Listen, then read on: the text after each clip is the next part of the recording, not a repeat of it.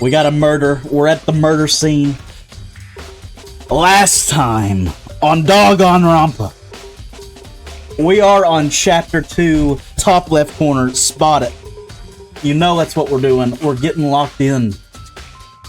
But last time, we convicted our first murder. Leon Kawada was executed for his crimes, and yet we have another murder afoot. Posted up. Unfortunately, what's her name? Chidori. Chidori's not it. You just made it up. That's Persona. Chihiro, there we go. Thank you for reminding me her name. We like Chihiro, even though I couldn't remember her name, right? Maybe not a top 5 character for me, but we like Chihiro. We weren't expecting her to go out just yet. Early suspicions, you know, we've talked about it last stream. We got Toko, right? Toko seems like a high person on that list. I'm gonna throw in Sakura just cause, right? She's throwing all this emotion, right? Like, she's like, oh, Chihiro, you know? She had tears streaming down her face. Was getting upset visually, and it's like, is it all a facade? Is it all a facade, boys? To lure me into a sense of, security. I don't know. I don't even know what I said was correct.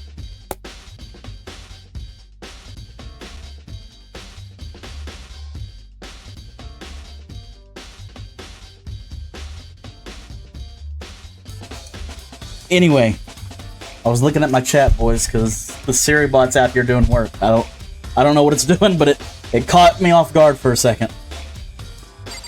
Let's get back in. So we're going around, clicking around, looking at the crime scene. So let's get into it, boys. Let's get into it. There's a dumbbell on the floor, and this is a bloodstain. There's a bloodstain on the dumbbell. The Monokuma file said a blow to the head with a blunt object is what killed her. Does that mean this dumbbell was actually the murder weapon? That's right. I don't imagine it could have been anything else. Automod doing its thing, I guess. I mean, it's doing the work. I mean, do your thing. Hey, do your thing, SiriBot. We need the bots out of our stream, without question. Locker room dumbbell has been added to the truth bullet section of your handbook. Good loady woady. We're solving the dang thing. Alright, let's get it out of the way. Big bloodlust on the wall. The word bloodlust is written on the wall in blood. What's the meaning behind it? Bloodlust. Alright, Makoto, slow down. Slow your roll, homie. Slow your roll. I'm curious about this. What is going on here? The poster's got some blood on it. It must have happened during the murder. Seems like a huge splatter shot in one direction there. I don't know. Seems strange. Another blood spatter. There's a fresh blood stain on the carpet. It must have been splattered with blood during the murder. Alright, Chihiro, let's get to her. I can feel the life draining out of my own body. It's a dead body. Chihiro's dead body. Very strange. But the more I look, the more strange it all seems. This must be Genocide Jack's handiwork. Well, but... What? But we're still not sure he did it. Is that what you want to say? I wonder about that. Indeed. I mean... Not really a lot else going on here. I want to talk to my homegirl, Kyoko. What's good? She took her time examining Chihiro's corpse. She poked and prodded, going over every inch of the lifeless body. You're a very strange woman, you know, being able to touch a dead body with absolutely no trouble. She seems to be concentrating pretty hard. It's like she can't even hear us. Chazzle, the extension for the Pokemon bot disappeared? I thought we didn't need the extension. I took it off because it was showing up on my, bro, I don't want this. Exit out of that tab. It's getting annoying. On my About page. Does it not work if you don't have the extension? Hold on a second, boy. Hold on a second. Good loady woady. I mean, you're still catching things. It takes away certain things. Okay. I thought it's only for mobile, though. You can battle and do challenges with the extension? Okay, it should be roll-doling now. It is enabled again. I'll have to figure that out. I'll have to figure out that later. Alright. He wants to team up and, like, do co-op detective work over here, but we'll get to Homie in a second. Byakuya, stand aside for a second. I use this locker room all the time. Now it's become the site of Chihiro's death. But why was she killed in the locker room? Actually, if you think about it, she could have been killed somewhere else than carried here. She was very light, that's true. It wouldn't be hard for someone to carry her, but still. I still think she came here on her own, by choice. What makes you say that? She knows too much, boys. She'd been talking a lot lately about how she wanted to get stronger. So you're saying she came to exercise? But according to the Monokuma file, apparently she was killed around 2 in the morning. Would she really have been exercising that late? Perhaps. Hina or myself are usually in the locker room during the day, so she was probably avoiding it then. It only shows it on the About for you? Because I don't see it? Okay, that's good. I may have just activated it, so it may not. Well, I'm streaming, so I definitely won't be able to tell. Well, I'm streaming, so I definitely won't be able to tell. Here we go, boys. This is what I'm talking about. This here. Here we go, boys. This is what I'm talking about. The left to the subscribe thing. This is what I was talking about. I was trying to get rid of this because it doesn't match my stuff, and I'm hearing myself twice, so I was trying to get rid of this. Let's stop that immediately. Because y'all are hearing myself twice, which is probably really making you angry. There we go. You did activate it? I did. I for sure did. Although we invited her to join us more than once, she never showed up. So I can only assume she was trying to avoid us. And instead, she came to exercise in the middle of the night? However... Perhaps, but it's difficult for me to imagine she would have come alone. She did want to start exercising, but she specifically mentioned she couldn't do it by herself.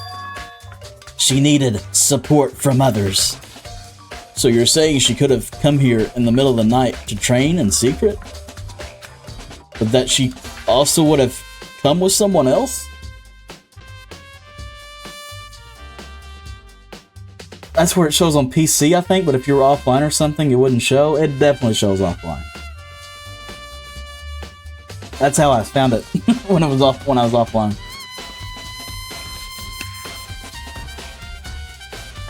It's not a big deal. If it's there, it's there. I'll just kind of move it down below everything. It's a possibility, I think. Sakura's account has been added to the Truth Bullets section of your handbook. Alright, Mondo, what you got? Dude had a real complex about being weak. You heard Chihiro talk about it, right? Oh, I need to get stronger. Yeah, I do remember. She said that more than once. Sure did, which I guess explains the trip down here. But did she really need to get stronger that badly? You already mentioned it, but she was a girl after all. Most girls aren't all that strong. Sexist. I don't know, man. I haven't really thought about that stuff. The cause of Chihiro's complex.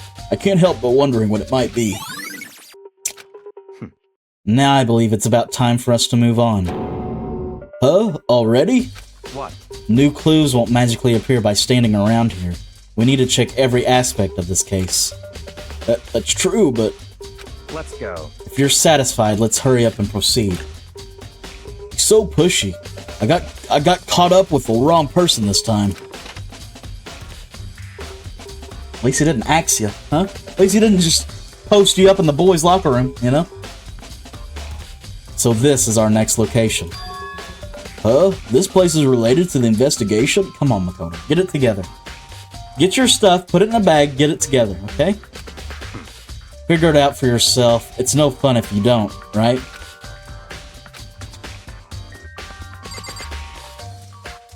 I mean, the eye test alone, I'm not seeing anything. So let's go over here. There are a bunch of different pool-related items on the shelf, which have nothing to do with the case, okay? You don't have to be so direct about it. Currently on a 13-watch streak. Turn up, brother. 2 more and it'll let me share it. Nice. You're a real one. Showing up, showing out. Maybe this gun was used too. No, impossible. If that were true, Chihiro would have been riddled with holes.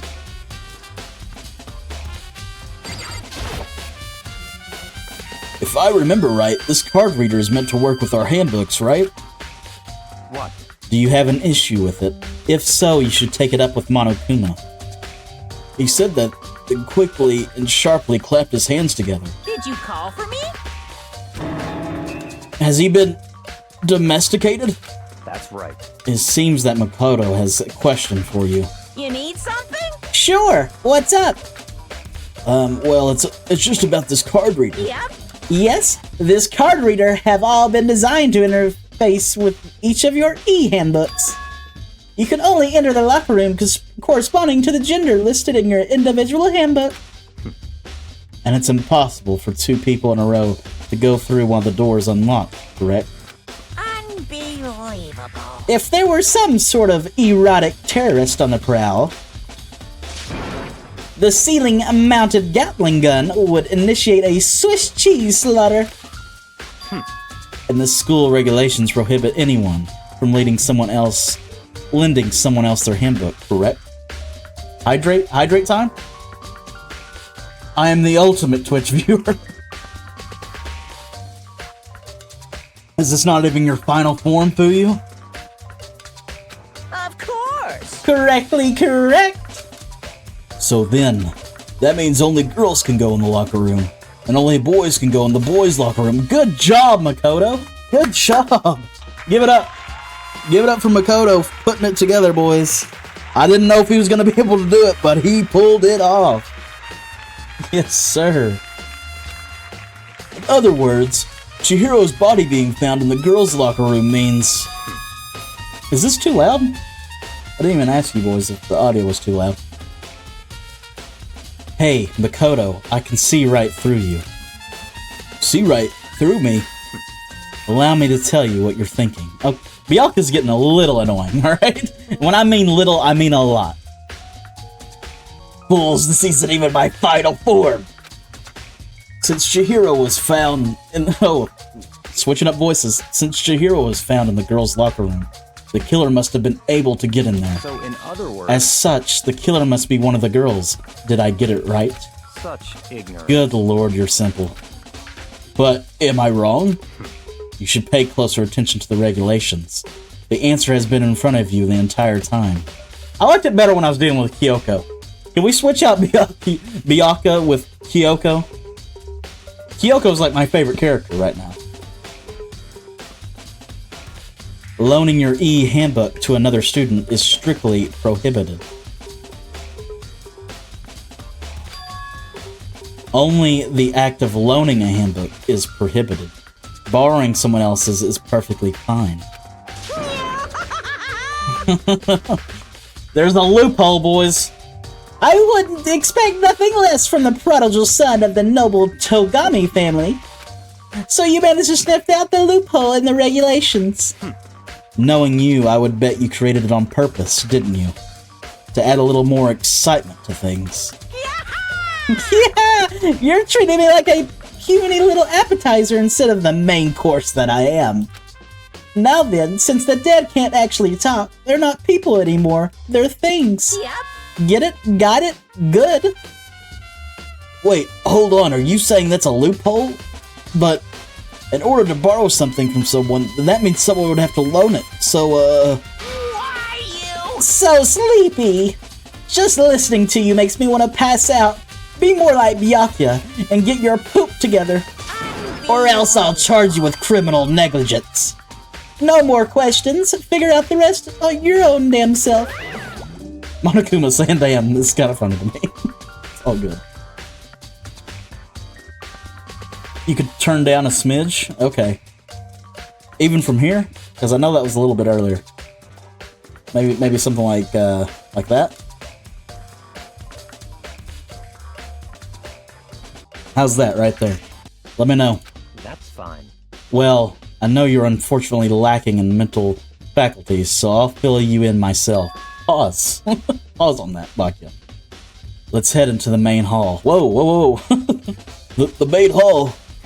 I'm not ready. That'll help you understand what's going on. Card reader has been added to the truth bullets.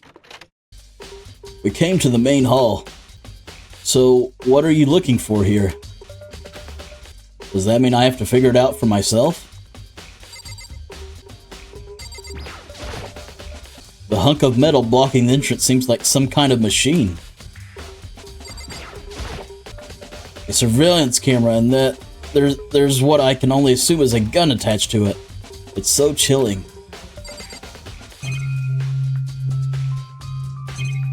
Okay, I just talked to Byakuya, I guess. Does that mean I have to... Okay, I guess not.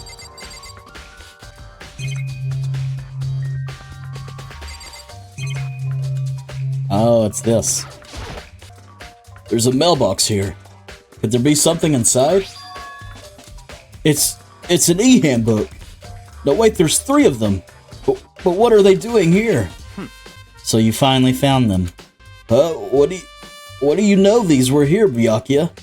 I happened to find them by chance myself the other day. It seems there's a system in place where the handbooks of dead students get delivered to this mailbox. So the 3 handbooks belong to Junko, Leon, and Sayaka? You can go ahead and confirm it yourself. I immediately turned on one of the handbooks, and when I did... You're right, this is Sayaka's handbook! Now do you understand? This is the key to the loophole that I revealed earlier. Yeah, I feel like I'm starting to get it. You should pay closer attention to the regulations. The answer has been in front of you the entire time. Loaning your e-handbook to another student is strictly prohibited. Okay. I see. Yeah, now I understand. But this is different. Because these are just 3 people that we didn't know. I mean, 2 of them are females, so they could have just got in. So she still could have gone in by herself. That means it could either be a guy or a girl. Now we're back to it doesn't matter. It's not soloed out to a girl now. Thanks, game. I appreciate it. What? Hold on a second. What's wrong? Very strange. That's strange. One of the handbooks won't turn on. Is it broken? Whose is it? The other handbook showed Junko's name when I started it up. The one that won't turn on must be Leon's, right? I see. It would make sense, yes. After all, he did get pummeled with dozens and dozens of baseballs. Pummeled with baseballs? Bro, do we have to relive it, bruh? It was pretty traumatic. The memory of it came flooding back. Cruel punishment, which led to Leon's death. The execution that the mastermind concocted. A cruel, heartless death. You're right. It wouldn't be surprising for the handbook to break during that kind of assault. Damn it! Hey, hey! Hey, hey, hey, hey! Hey! What? That e-handbook is essential to student life here. Crucial, integral, instrumental, a super big deal. There's no way it would break that easily. But it did. That's impossible! If I say it wouldn't break, it wouldn't freaking break. It can withstand up to 10 tons of pressure, and it's waterproof up to 100 meters, okay? I don't care how many baseballs you hit it with. It wouldn't do crap. Oh, but even my amazing handbook does have one single weak point. It does? I can't hear you. But it's a secret. I wouldn't want you to go breaking any more handbooks. What? The Leon must have broken it somehow, without realizing what its weakness was, right? Hard to say. You know what I think? I think his handbook isn't actually broken. What? But you might ask, how could that be? Leaving the question hanging in the air, Monokuma disappeared. What just happened? Monokuma said it's not broken, but it's undeniable fact that it's not turning on. That's fine. Well, I don't see any connection to the case, so it doesn't matter for now. You think so? Either way, something about it still bothers me. Broken e-handbook has been added to the truth bullets. Okay then, this should be enough to get things rolling. Let's begin our investigation in earnest and track down the true culprit. Yeah, we need to find out who killed Chihiro. To be exact, not quite. Huh? Not quite.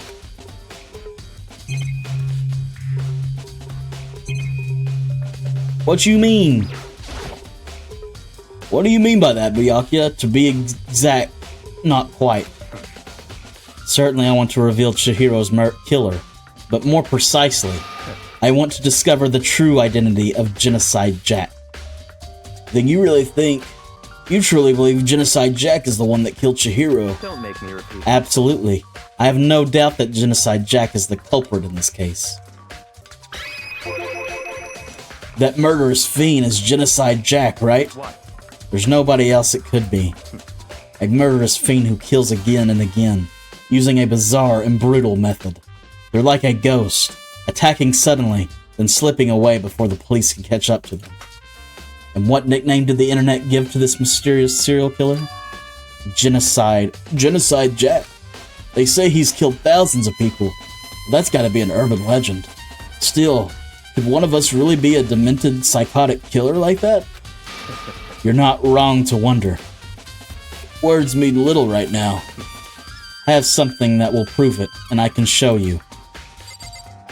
Okay, guy. Stop beating around the bush. It's driving me insane. What do you mean by that, Byakuya? Okay. Don't make me repeat. And I have a basis to believe that I assured Okay. Is there really proof?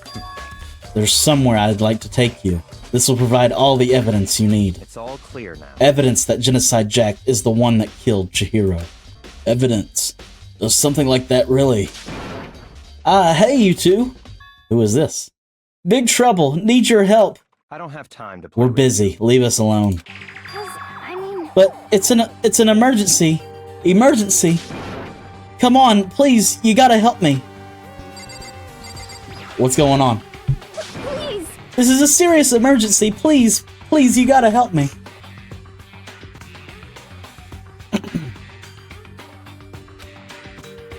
Just calm down, okay, Hina? I mean... But it's an emergency. An emergency? What happened? Well... Something's wrong with Toko. She's acting super strange. Well, I mean, she was acting pretty strange earlier, right? What should we do, Byakuya? Very strange. Since it's Toko, I must admit I'm intrigued. I suppose we can take a second to see what's going on with her. Are you sure? Don't make me repeat myself. Don't make me okay, he just said it. I didn't expect that. I thought for sure he'd just say no, and that'd be the end of it. Yeah! Okay, come on, hurry. Well, wait for us, Hina. Let's go. Looks like she headed to the dorms. To Toko's room, most likely. You're right. Okay, where's she at?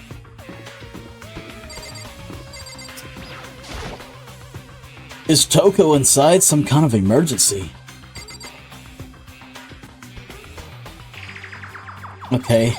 I mean, you guys are too slow. I think you're just too fast. So, what's this emergency? Well, after what happened in the girls' locker room, we left Toko in her room so she could lay down. After a while, we came back to check on her, you know, see how she was doing, but when we did, it was weird. She refused to come out. She kept saying all this weird stuff. Weird stuff? That's fine. We should try talking to her ourselves. Yeah, good idea. I may as well give it a shot.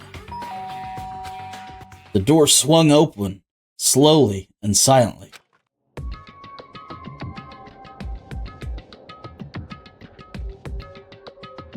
Ready? Oh, holy crap. An aura of negativity flowed out from behind the door, forcing a gasp out of me. What? Oh, nothing. It's just that Hina was really worried about you, holding yourself up in your room. Leave me alone. Yeah, sure thing. But could you open up just for a second? Won't allow it. Huh? Won't let Genocide Jack have control. Are other sides Genocide Jack? Is that what you're telling me? I mean, this is confusing to me, right? Because I was thinking this earlier. But I'm like, it's too on the nose. It's like, okay, right? We wipe our hands of it. There's got to be more to it than it's like, oh, it's just her other side of her, you know, dual personality. Genocide Jack murdering.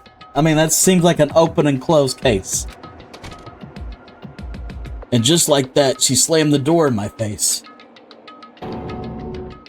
What was that? She's been acting like that the whole time. When I rang a little while ago... I'll drive out the killer.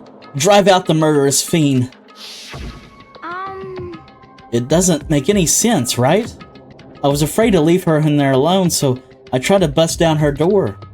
But it felt like something was holding it shut on the other side. I couldn't even budge it. Bro, what is going on here? Toko was scared enough to even bar her door? Does she think the same thing as Byakuya? Does she think the serial killer Genocide Jack really murdered Chihiro? Is that why Toko's so scared? She just said she... I mean, this is getting ridiculous. Whatever it is, I'm really worried about her. Isn't there anyone who might be able to persuade her?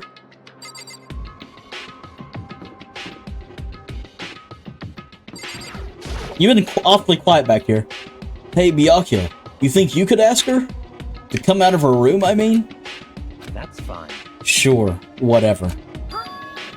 Huh? You're gonna talk to her, Byakuya? Wow, I guess you can be nice when you want to.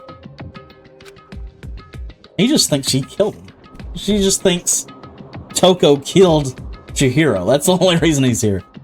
Byakuya stood in front of her door, not making a sound, and pressed the doorbell. After a few moments... Bro, this is creepy when she does this. Leave me alone. You're all so annoying.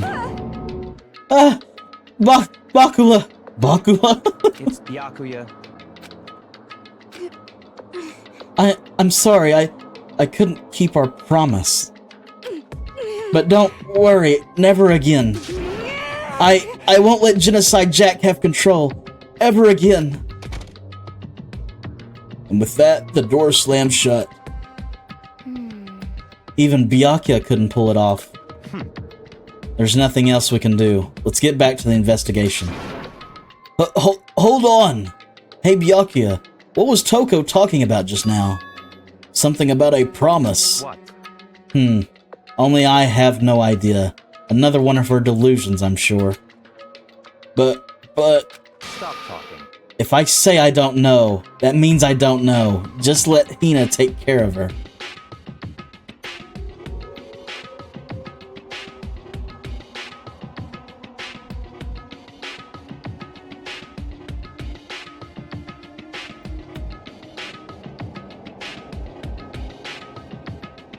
Bro, I'm getting all pulled different directions here.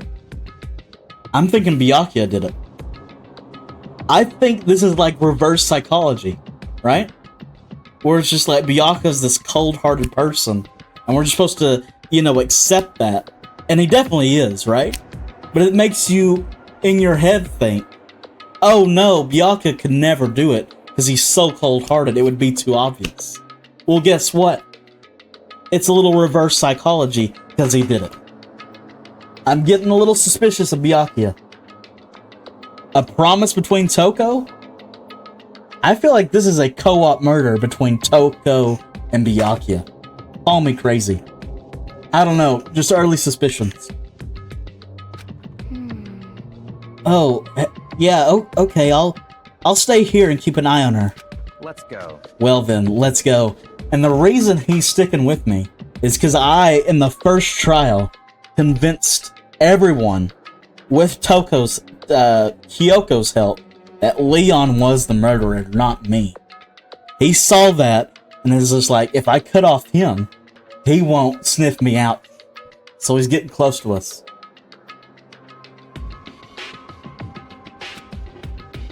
Without waiting for a reply, Byakuya sped away. Byakuya! And I hurried to catch up.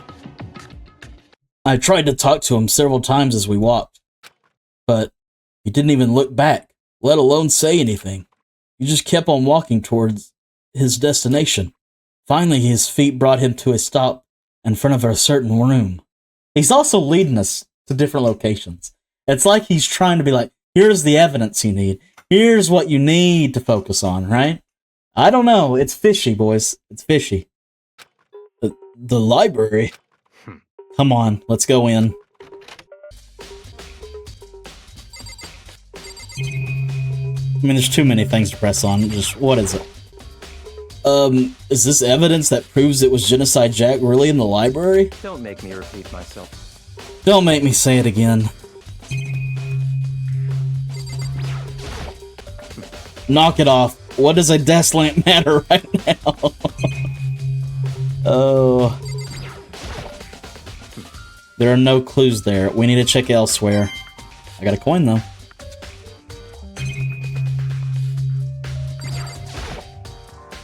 If I remember, on the other side of this door, it's the archive, right? Hurry up and go inside. Oh, here. Let's go. It'll all make sense once you're inside. Whoa, there's so many books and files. And so much dust, too. So, in other words... I would say there's enough value in this place to endure the dust.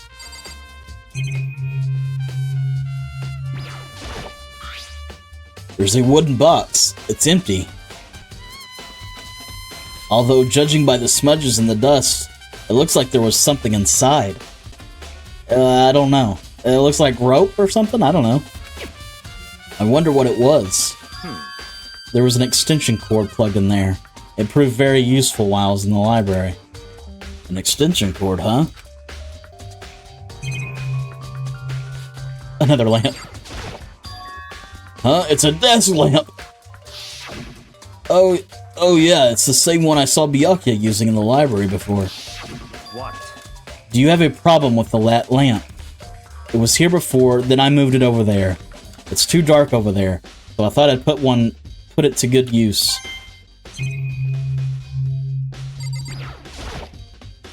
The shelf is stuffed tight with files. Without really thinking about it, I picked one at random. Ah, you have a sharp eye indeed to select that file. Huh? That's right. That's the report on a presidential assassination. The original is kept at the National Library. It won't be declassified for another 30 years. Are you sure you want to look at it now? There's no telling whose crosshairs you might wind up in for peeking at it. Without making a sound, I returned the file to the shelf.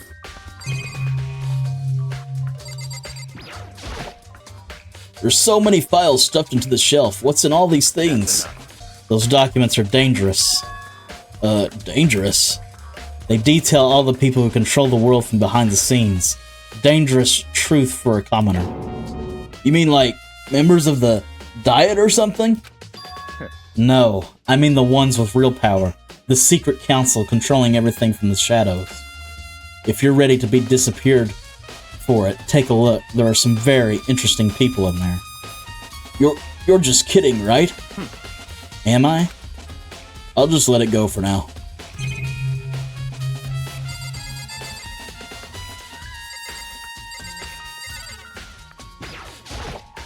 There's a ton of thick files stuffed onto the bookshelf. If you're thinking of looking through any of them, let me give you a little warning.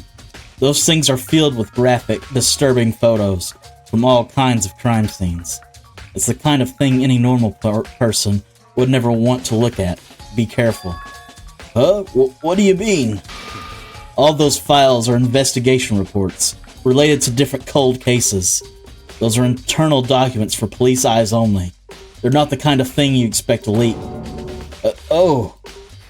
So, are you finally beginning to understand the true splendor of this library? The entire reason I was interested in the library is because of this room right here.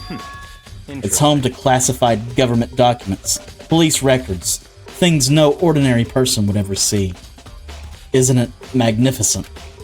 This can't be for real, right? Such ignorance. That's your guy's problem.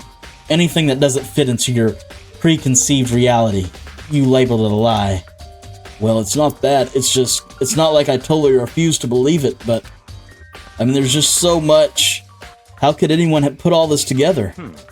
I suppose it goes to show just how much power Hope's Peak truly wields. Or perhaps the mastermind may have wanted to provide us with enough entertainment to keep us from getting bored.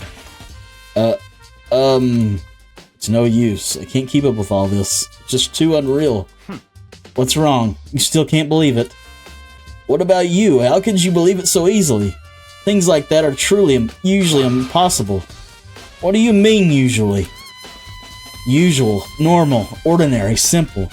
Those things don't exist anywhere in the real world. If you don't understand what they actually represent, you don't understand the nature of anything. You don't pull your punches, do you? Besides, what you consider unusual is based on your common sense, right?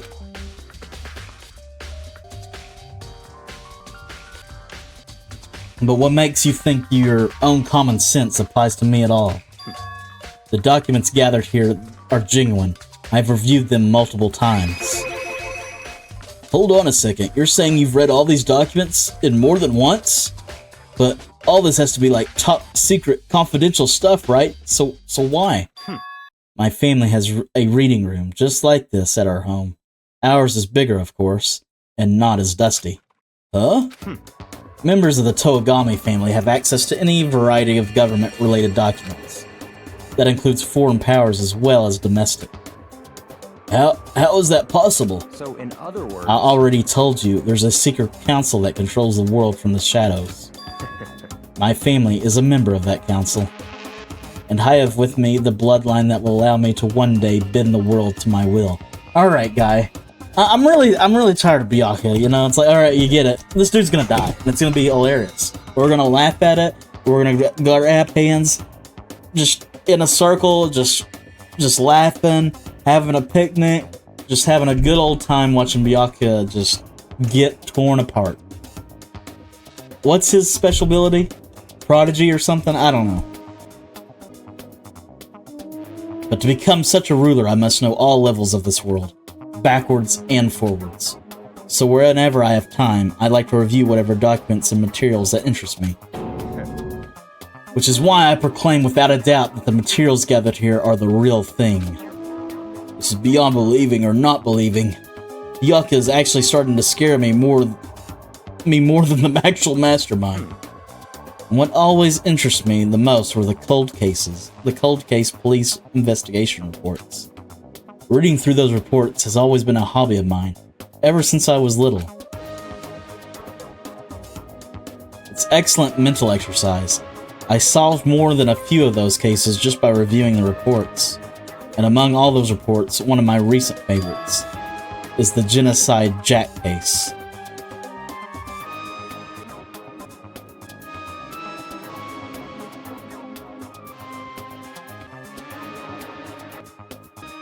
I'm starting to think my theory's more and more right now. I feel like Toko's promise between Byakuya and Toko is that he knows Genocide Jack is Toko. And like, this is his plan to get out of the school and graduate. Is by kind of using her to kill Chidori. I don't know. Maybe I'm reading too much into it. As he talked, Byakuya grabbed a specific file from the shelf. That's right. This is the complete case file. Every single report surrounding the Genocide Jack cases has been compiled in here. Because there are so many, allow me to quickly summarize the main points. To begin, there are two notable characteristics in every Genocide Jack murder.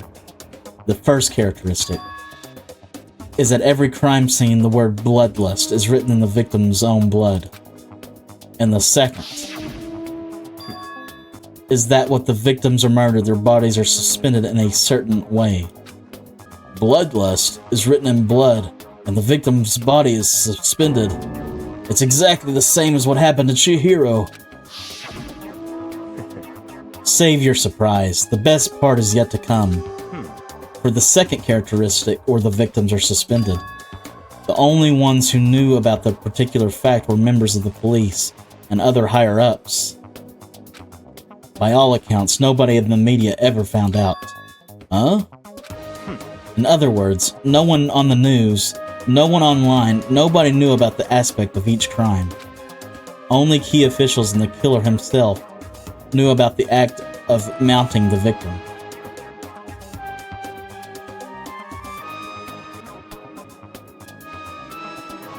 Okay. Now, if you recall Chihiro's corpse, her body was most certainly mounted in this fashion. So how could the killer have known about suspending the victim? That's right. That's the key question. But in fact, the answer is quite simple. So in other words, The culprit isn't a copycat killer, it's the real Genocide Jack. Ugh. in other words, That right there is the evidence that Genocide Jack has hidden himself among the rest of us. Then Genocide Jack really is such a brutal, fiendish killer. Really is walking around among us. interesting. Things are really starting to get interesting, aren't they? I never imagined a killer with such a reputation would ever become part of our little game. Now, don't you think it would be good for you to take a look at what I've already seen? You might just manage to ferret out a clue or two. Such ignorance. If you get down on your knees and beg, I might even show you myself. Alright.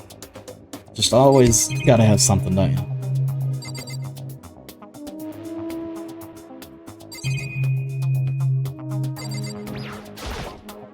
Byakuya, about that Genocide Jack case file. Did you let me see it? That's fine. Well, you didn't beg, but I guess it's okay this time. Feel free to look at it in here, but you can't take it with you. Byakuya handed me the file, and I flipped through it with tense, nervous fingers. Suddenly, my hand stopped. Bro, I like the cover of this book. This just says, Murder Cases of Genocide Jack Top Secret. Like it's some children's book. Like, no, you know? Oh wow, we're gonna see it. The names of Genocide Jack's victims ran on for several pages. Ken Harda, 32. Tenshiro Honda, 17. Shoju Gaku, 23. Kano Issei, 14. Takeshi Yoshida, 30. Kamatsu Taro, Takafumi Gono, Yuichiro Nashina, Takesha Masume, Yuta Yamajima. There's no end to it. But one thing became perfectly clear as I read. All of the killer's countless victims were killed and suspended in exactly the same way. And at the scene of every murder, the word bloodlust was left in the victim's own blood. Now, take a look at the next page. You'll find another interesting tidbit. The next page. Donnie! Profiling results. All of the crimes took place either on a weekdays, at night, or during holidays. Either day or night. The most common time for the killings to take place was on holidays in the afternoon. Based on these facts, it could be suggested that the suspect may be a student. Evidence suggests that the suspect lingered at the scene, but when they did leave, they were in a panic, because an eyewitness has never come forward. It's unlikely there was an external reason for this. This confused behavior suggests that the suspect may potentially suffer from dissociative identity disorder. And that's Toko. So, in other words, The key point here is that the culprit may well have a split personality. A split personality, like the kind of thing you see on TV. So I'm part of another totally unbelievable story. But this one is way more unbelievable than anything else up till now. Or maybe it really isn't. I don't know. I feel like my mind has gone numb. The Genocide Jack case file has been added to the Truth Bullets. let's go. Alright, we should get going soon. Where are we going? Anywhere but here. We're finished. Our business here, haven't we? Wait, Byakuya! As usual, Byakuya turned and left. Without another word, I hurried out of the library to catch up. The only thing about Byakuya having a part in this is, like, are they going to do this every time? I mean, we got close to Sayaka and talked to her and had all these conversations, and she ended up being the murderer. Technically. Didn't have the chance to murder, but was going to.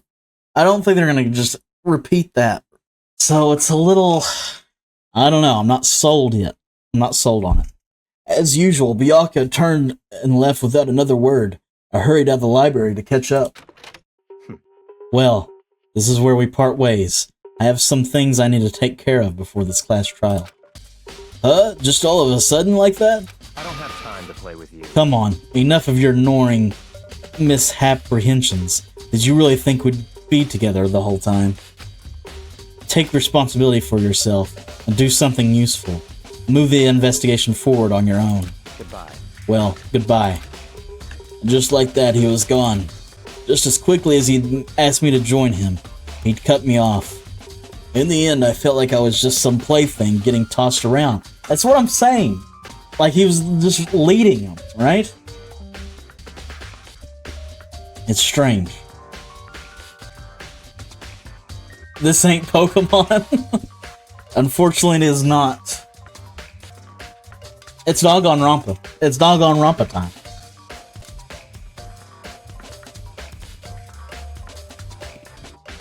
I know, I'm not gonna get best in the world. I'm not gonna be the top of the creme de la creme, right? A Pokemon Pocket, and at this rate, I think Sunday we'll be back at it though. Sunday, next week, you playing in the big event tomorrow? My interest is a little piqued. I will say that. I don't know of the big event tomorrow. I have not heard of it.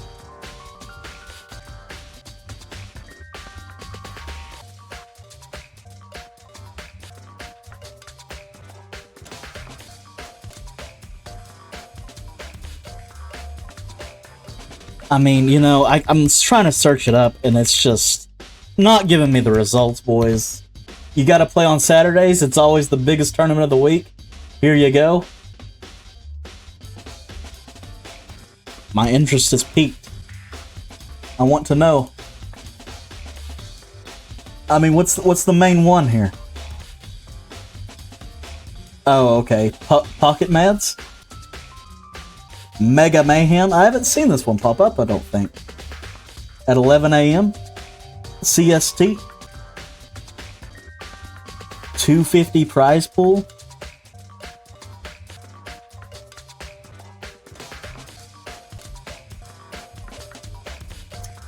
Yeah, there's pretty much tournaments the whole day. 500 registered now. It'll only grow by tomorrow. Man, I'm intrigued.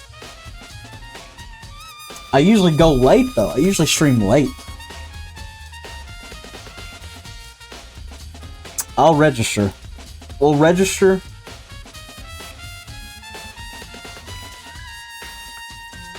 And maybe we'll do that. Boom, we're in. We're in, boys. I don't know if we'll do it, but we're at least in. Is there any restrictions? Is it just no, it doesn't look like it. Don't say I never did anything for you. Hopefully I'll see you around, champ. Hey, maybe so. Maybe I'll go. Maybe we'll have a little rematch, if you will, huh? A match for the ages, for the history books. No restrictions. That's what I like to hear.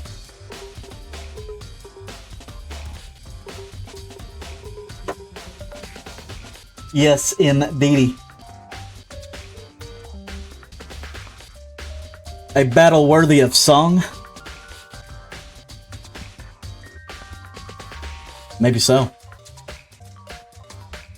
The legend's just beginning, boys. It's just beginning.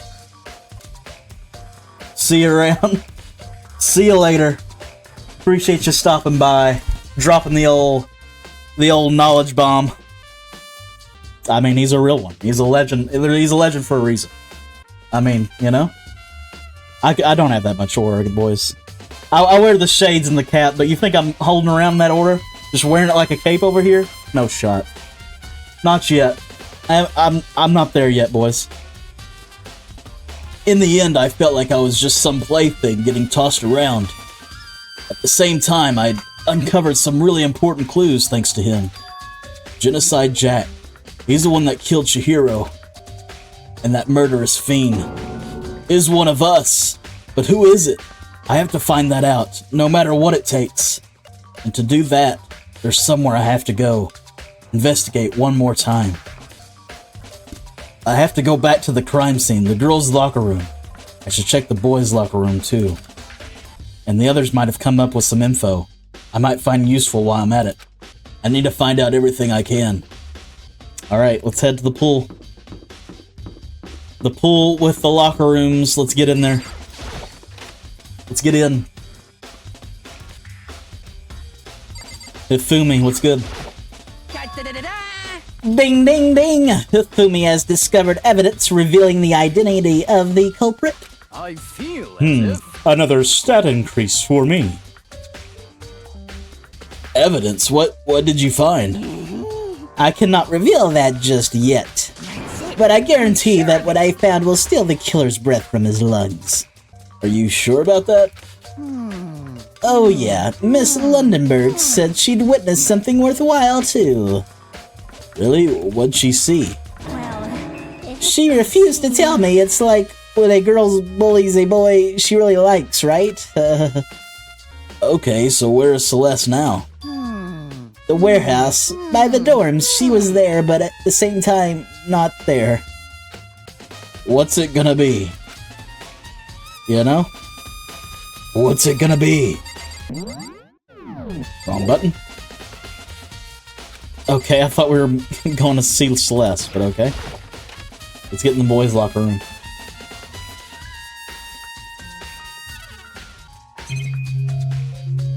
Tornado? Huh, this poster. I love Tornado. It's a popular boy band called Tornado. Somehow it doesn't quite seem to fit the boys' locker room. Important clue, boys. Okay, we're just looking at the ground? There's a strange stain on the carpet. What is it? Boys' locker room carpet has been added to the truth bullets. Is that it? Did they swap the carpets out or something? Maybe the murder happened in here. I don't know. I feel like that doesn't make much sense. You know what I mean? Oh, we just went to the pool.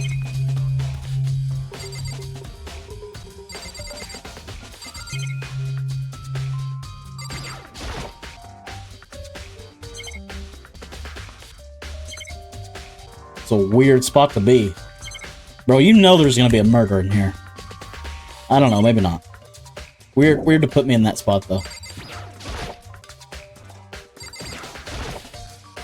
Maybe there's some kind of clue in the lockers? Guess not. Alright, then get me out of here. I thought that was the exit.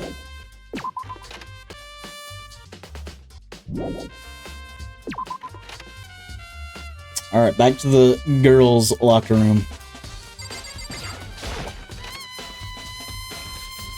The scene of the crime. Kyoko, you gotta come up with something by now. Hey, Kyoko, have you made any progress on your investigation? Indeed. Generally speaking. However, But I have to get going. I have something unrelated to take care of. Something besides this investigation? What is it? well, Nothing you need to worry about. Just concentrate on the murder. But, so then, before I go, let me give you one piece of advice. You should examine Chihiro's body one more time, thoroughly. Also, her handbook is missing. You might want to determine its whereabouts. goodbye. That's it. I'll be praying for your success. With that, Kyoko turned and left the girls' locker room. I guess I'll take another look at the body then. And Chihiro's handbook is missing? That's definitely worth worrying about. Chihiro's e-handbook. Alright, let's check her. Kyoko said I should examine the body one more time. I know she said thoroughly, but I do have my limits. Well, I better give it a shot anyway. Dramatic music! Insert! Let's see. Chihiro's hands are bound with what looks like some kind of rope. The rope was used to prop her up in a kind of crucifix position. Huh. This rope has a plug. So the extension cord that Byakuya was talking about from that room was used here. Bro, I feel like Byakuya's involved hardcore in this case. He was like watching that door like 24/7. He would never let us go in. You think he's gonna let anyone else in? Like, what's going on here? Wait, so then this isn't a rope at all? The more I think about it, the more that's not the only thing that concerns me. Chihiro's fatal injury was the blow to the head, which means someone struck her in the head in order to kill her. Okay? That's right. There's the issue of her being suspended and the fatal blow. At first, I didn't see any reason to think too much about it either of them. But seeing them again after looking through the Genocide Jack file, something's not quite right. What does this all mean? Well, the one thing most likely to tie all these mysteries together is the true nature of the rope that was used to suspend Chihiro. And to figure that out, there's a certain place I need to revisit and look over again. Plus, it might help to look at the Genocide Jack case file one more time. So do I even need to be here? Damn. Chihiro's presence here was especially weak. Her body and her soul. No forgiveness. To target such a helpless being, it's unforgivable. Would a wretched beast do such a thing? I cannot forgive this. Dude had a... Oh yeah, she already said this. Already said it. Alright, let's head back to the library, boys. What? Oh, there's still something I need to check? There's a big bloodstain.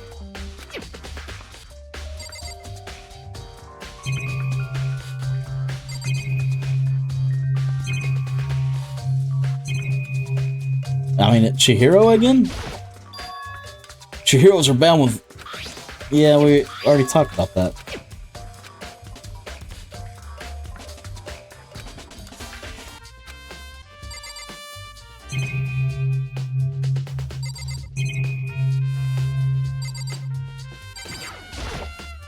There's a bloodstain. It's the bloodstain poster. The blood is the most noteworthy part, but the big-breasted swimsuit model is pretty noticeable too. Alright, Makoto, settle down. A girl's locker room doesn't seem like the kind of place you'd find something like this. He mentioned the poster in the boys' locker room too.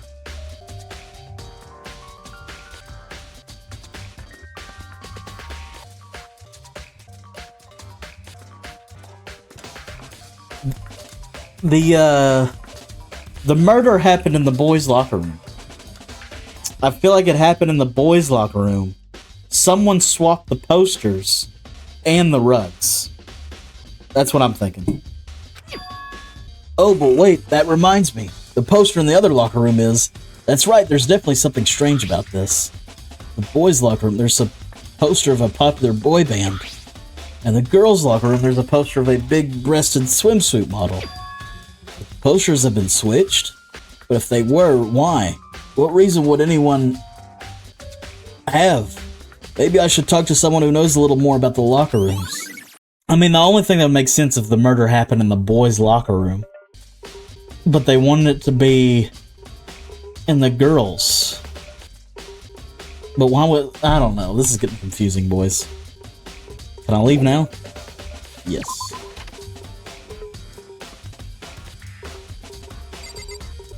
Sorry, I was lurking while my friend was texting me. All good. All good in the hood.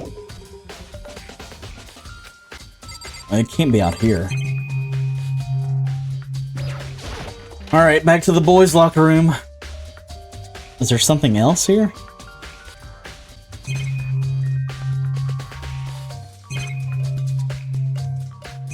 I mean, we already looked at the floor.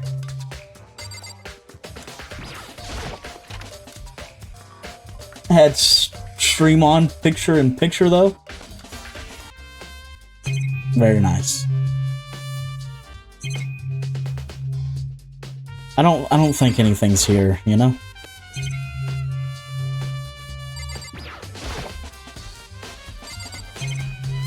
Yeah, we already did this.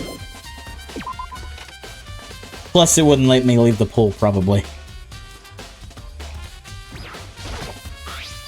There's a strange stain on the carpet. What is it? This is really strange. In the boys' locker room. But if they were, why, what reason would they have? I mean, we already stated that. Already stated it. I don't think there's anything... No, I keep going to the pool. Thinking it's the exits.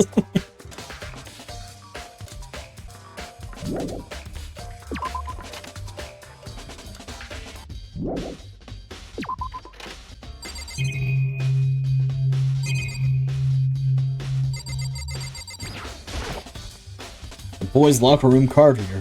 The door's unlocked now, so it's kind of pointless. I mean, you? I don't know. I feel. Yeah, you've already told me about Celeste. Well,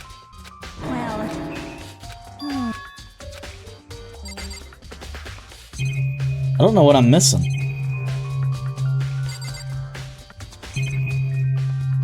Okay, there's stuff over here. I don't think this floating... Yeah, I don't either.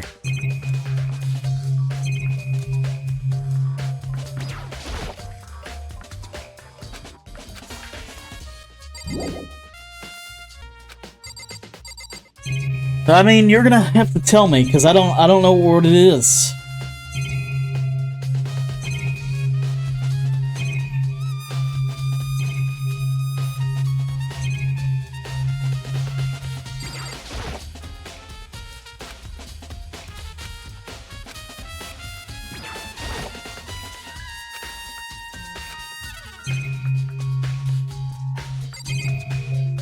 I've literally clicked on everything in here.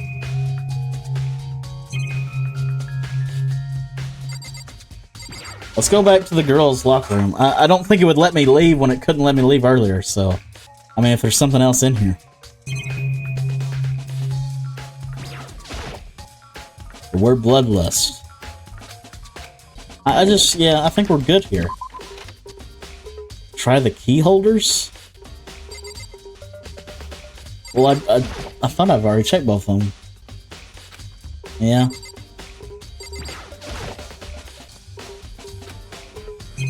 Don't know, I don't know.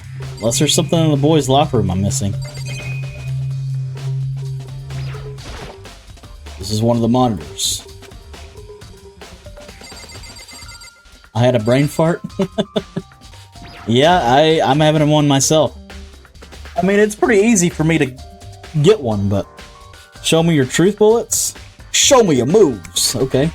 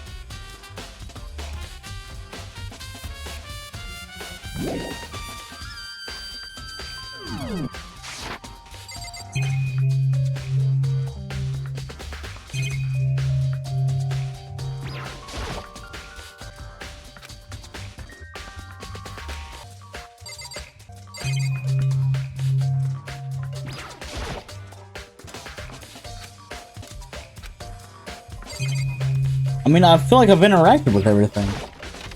Did you click the message? The message? What message?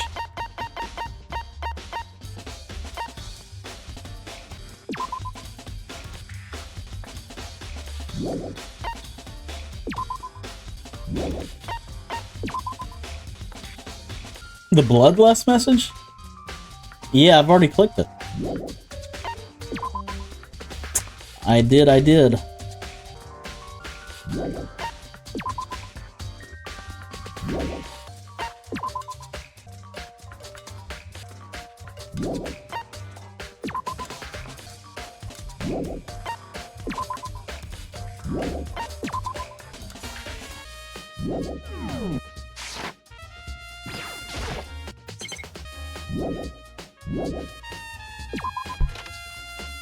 think that's it. I don't know why it won't let me leave then.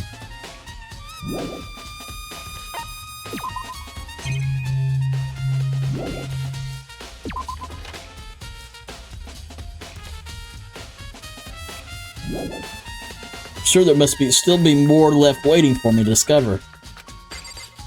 Like, it won't let me leave the room.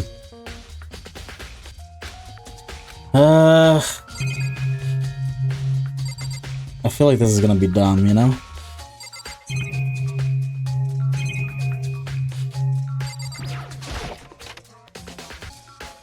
Read the message above that?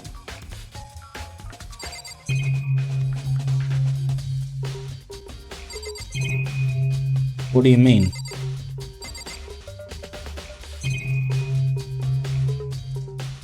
The message above what? Oh, I mean, it's nothing I have to interact with these, with any of these truth bullets, right?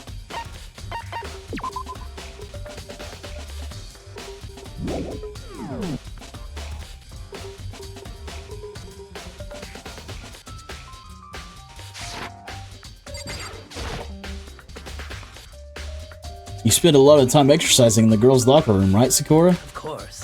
I've used it every day, nearly every day since it opened. Sometimes Hina and I used it together. Okay, then let me ask you something. Okay, it was Sakura. I've already talked to her. I mean, okay.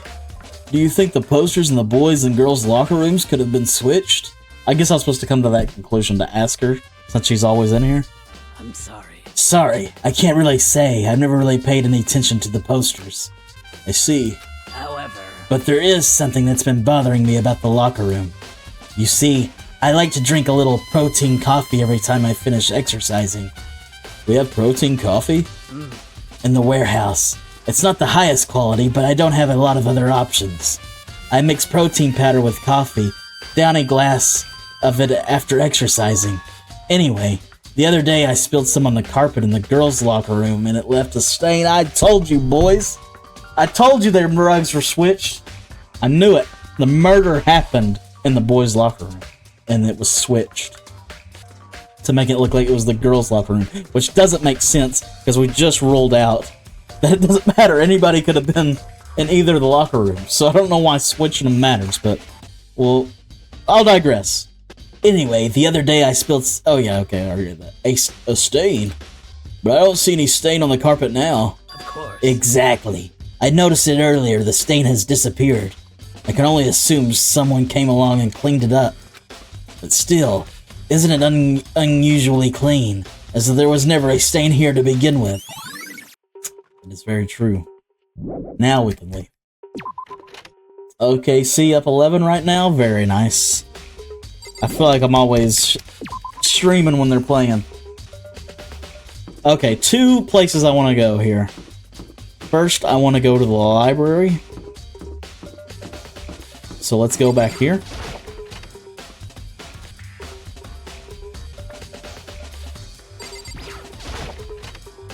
Back to this little secret room And I don't know if I need to initiate anything, but this is definitely where the cord came from. The wooden box is empty. The extension cord was in there before. Okay, so I don't need to put the two together. Okay. Fuyu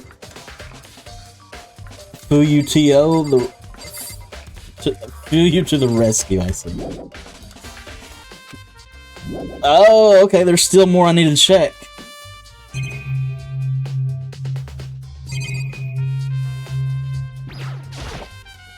There's a thick layer of dust on the top desk. Maybe there's some kind of clue here. Guess not.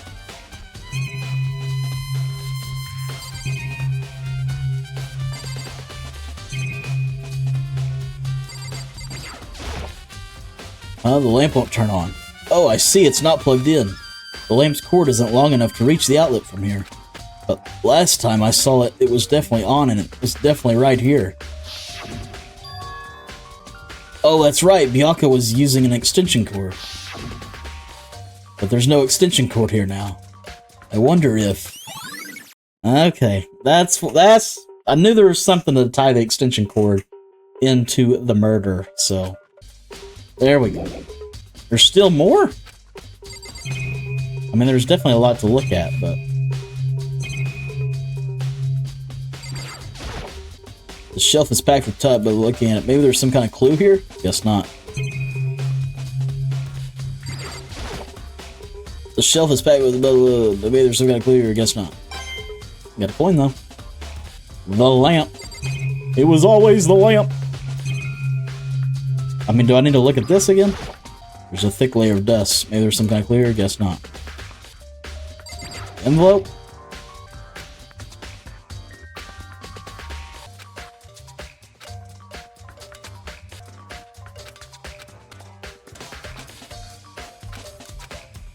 Yeah, we already knew all that.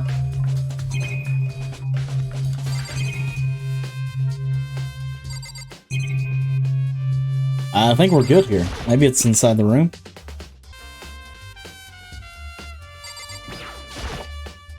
The wooden box is empty. The extension cord was in there before.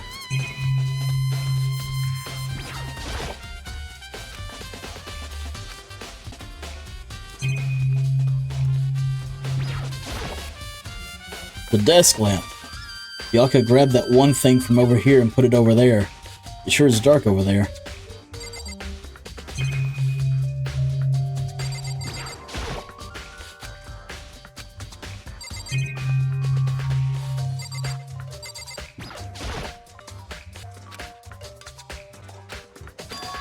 Huh? It's gone. Did someone take it out of the archive? But the only one who knew would do something like that. Can't think of anyone but Byakuya. Is that all? So he took the book? See, I really feel like it's Byakuya and Toko. It feels like he's just leading me on. I don't know. I don't know, boys. Alright, the warehouse. The warehouse where Celeste is. Apparently she has something. Let's go see.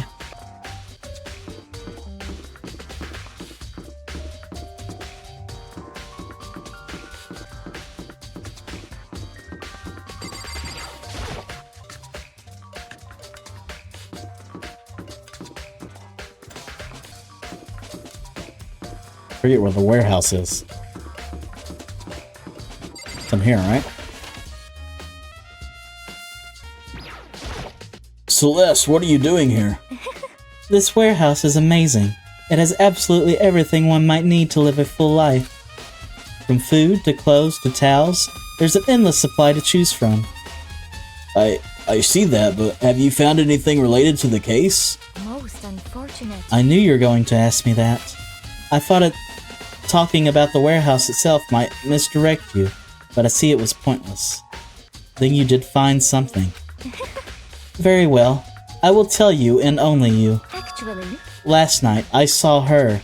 Chihiro was in the warehouse. What? Really? indeed. This was right before nighttime. What are you doing out this late? Okay. Oh, I was just... Are you planning to go exercise, perhaps? What? How did you know?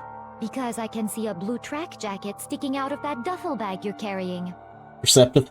Oh, you're right. Thanks. Well, I'd better get going. I'm kind of in a hurry. Suspicious, boys. She's in the... Turn off the auto. How do I turn off the auto? Yes, indeed. Okay, we're missing all kinds of dialogue because the auto's on. It would appear she ignored the nighttime rule and headed directly to the girls' locker room. If she hadn't broken our rule, none of this would ever work. I need to figure out how to stop that, for real. Oh, space key. If she hadn't broken our rule, none of this ever would have happened. You get what you deserve, I suppose. So, apparently, she went to the girls' locker room late at night in order to exercise without anyone knowing? The strange thing is, there was no trace of the track jacket or duffel bag Celeste said she saw Chihiro carrying, which means the killer would have gotten rid of it somehow.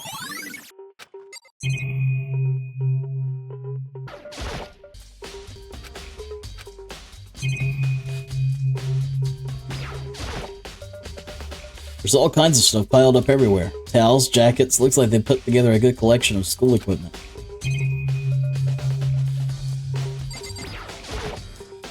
There's all kinds of stuff. Oh, okay.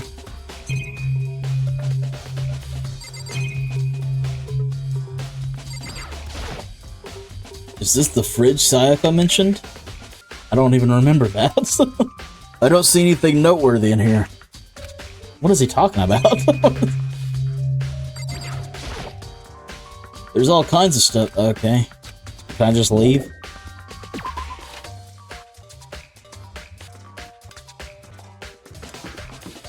Well, now what?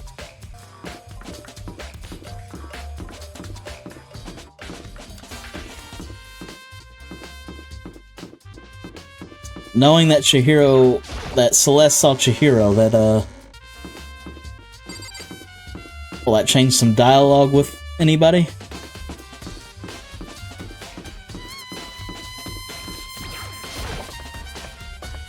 I don't know.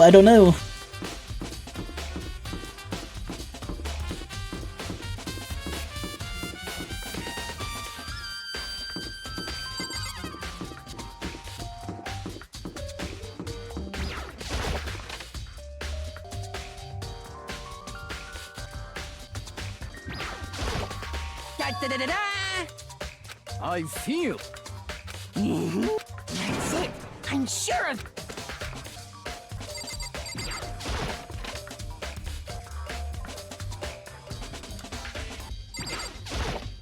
I'm sorry.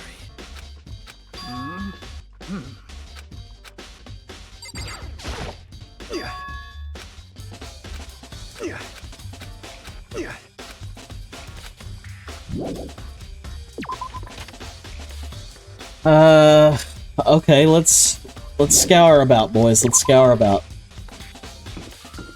Let's go to the laundry room, right? We're looking for a duffel bag. Maybe we'll find some clues in there.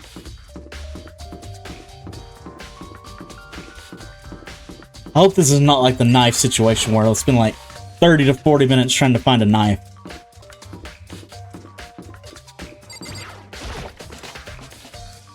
A knife that went missing.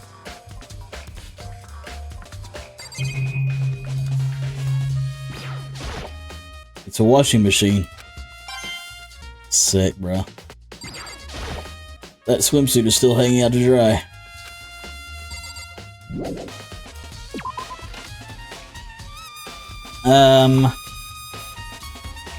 Bathhouse.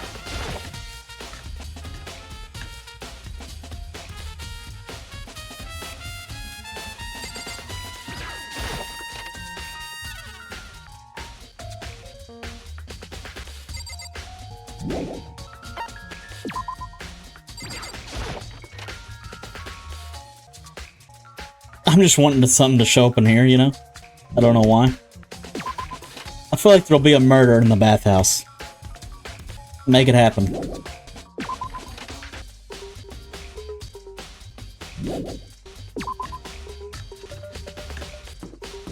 Okay, we didn't check the, you know, the incinerator, so why not?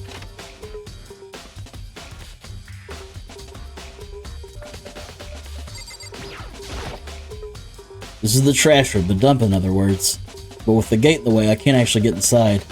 Anyway, it's not related to the case. There's nobody left who could do what Leon did. I mean, that's awfully... That's weird to me. No one's gonna try to destroy evidence that way? Okay. It's weird to write it off. This is Toko's room. Okay.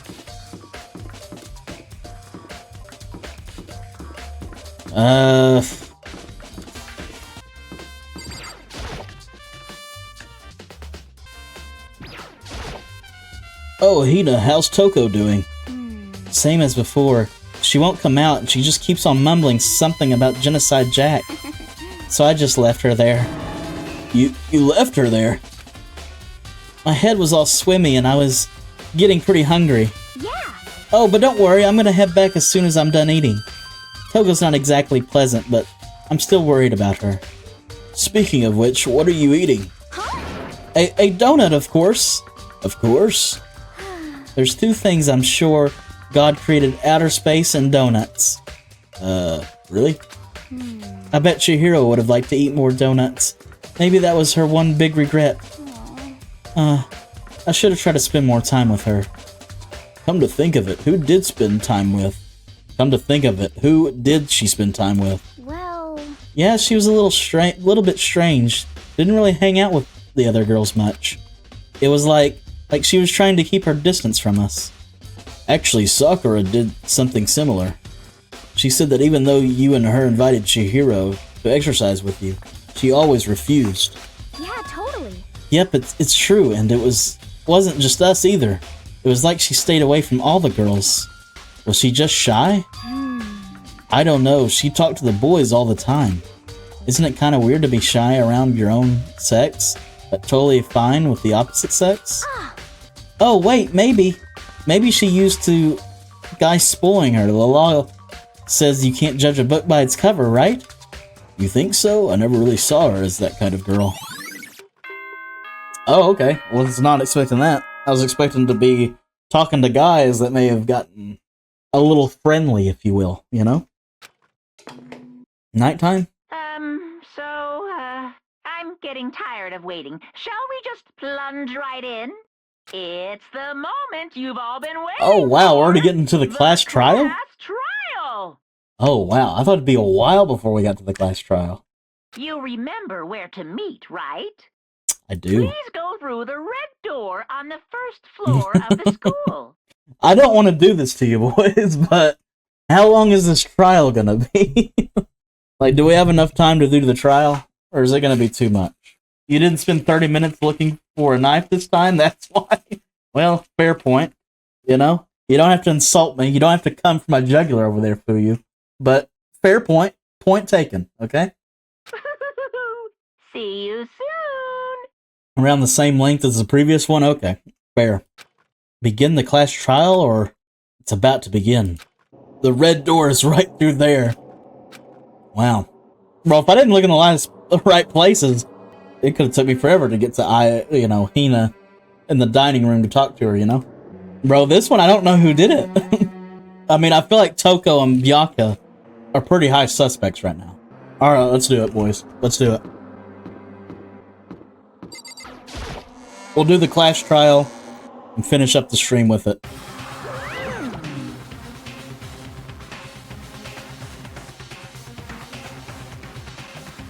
If it wasn't for me, you'd probably be trapped at the crime scene, though. I mean, I didn't know we needed to talk to Sakura again. I just talked to her, like, a few seconds before. I'll be right back. I need hydration. Use the restroom real quick. BRB.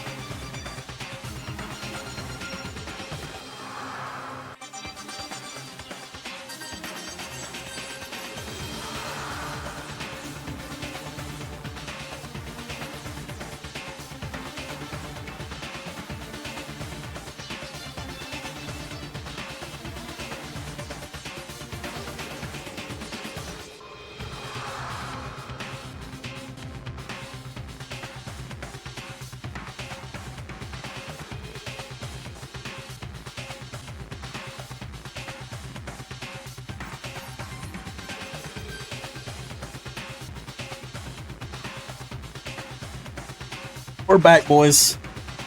Pears'll dazzle. Pears'll dazzle. You don't get to see him too much, boys, but he's a star of the show, too.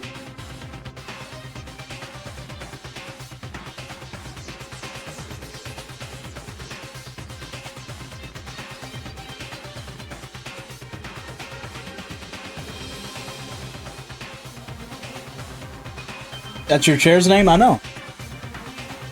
I think it fits. I mean, I like it. Chairs'll. Chairs'll dazzle. So is everyone ready to... What? Am I blind or are we missing someone? Yo. Yeah, Toko's not here. And Toko is...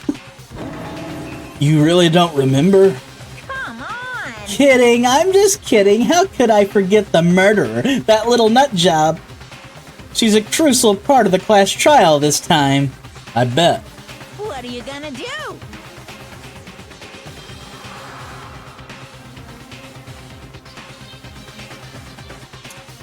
Okie dokie, I'll go ahead and drag her out here. Kicking and screaming, just one moment, please.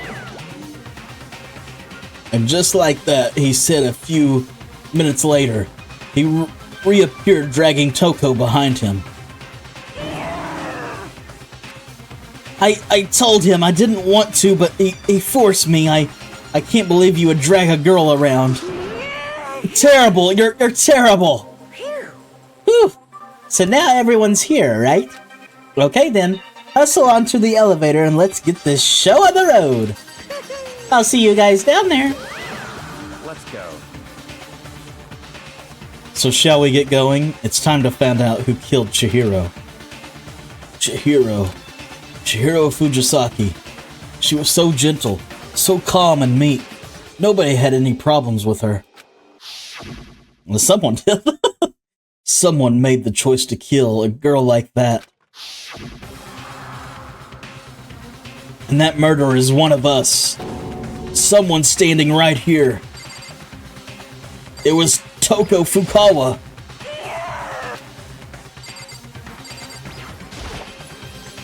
We have no choice, right? We have to do this. It's true. Yes. I gave a small nod in reply, which one last deep breath I walked toward the elevator on shaky legs. With each step forward, I could feel my heart starting to race faster and faster. As soon as everyone was on, the elevator began to descend. I couldn't get a handle on my emotions. Couldn't stop speculating. The steel box sank with heavy, clunky sounds, deeper and deeper into the ground.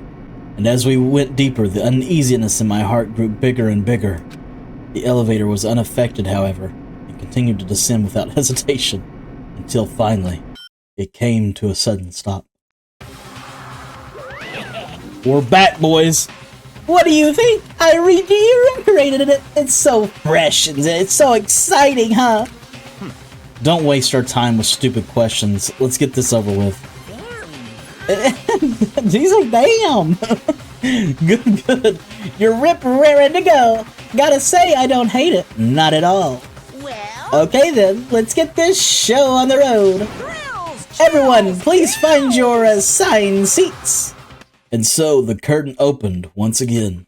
A deadly judgment, a deadly deception, a deadly betrayal, a deadly riddle, a deadly defense. He did this before, I feel like, no? A deadly faith, a deadly class trial. Because I remember doing a deadly lamp, a deadly Byakuya, a deadly Toko, a deadly room of people, a deadly day to be deadly. Okay, let's stop, boys. Yes, let's save it up. Save it up. New slot. Slot 10. Hold on, boys. Hold on a second. Turn me up. Turn you boys up. Give me that drop. Give me that beat drop. I remember kind of liking this theme too a little bit. A deadly potato.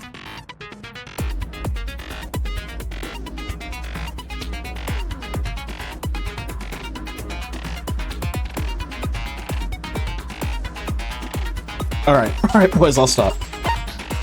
We'll turn you back down. I don't want it to be too loud during the trial.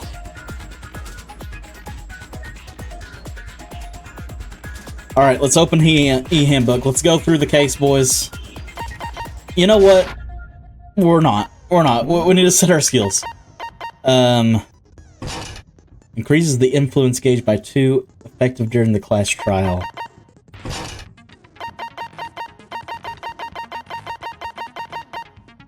Okay, that's all of our skills. Very cool. Alright, let's do like a quick rundown. Rompa music be hitting different. You know it. The victim was Chihiro Fujisaki. The time of death is estimated to be around 2 a.m. The body was discovered in the girls' locker room on the 2nd floor of the school. The cause of death was blow to the head with a blunt object. She was killed instantly. I mean, there's a lot here, boys. There's a lot here. We'll just get through it. We got an hour and a half trial. We're gonna be hitting every point, so it's fresh in my mind. Let's finish. All rise. Let's begin with a basic explanation of the class trial. So, your votes will determine the results. If you can figure out who done it, then only they will receive punishment. But if you pick the wrong one, tell me. Then I'll punish everyone besides the blackened, and the one that deceived everyone else will graduate. Okay, then. So, first off... Wait, do we need to get my predictions out of the way real quick? I mean, if they haven't already been stated. I'm gonna lock this in right now. Toko did it. Toko's Genocide Jack. And I feel like she worked with Byakuya. I don't know why they swapped the rooms, though. They murdered her in the boys' locker room, but swapped it to the girls' locker room. Why would they do that? To make it feel like the killer was a girl, but it is a girl. Unless they're trying to reverse psychology me. I don't know. I just know Toko did it. Toko's got a huge involvement. Monokuma just said it. But it's like, is she the sole murderer? I don't think so. I think Byakuya has a play in this. The promise, right? The promise he mentioned. It's curious, right? Let's go, boys. Let's go. Let's talk about the murder weapon! The murder weapon!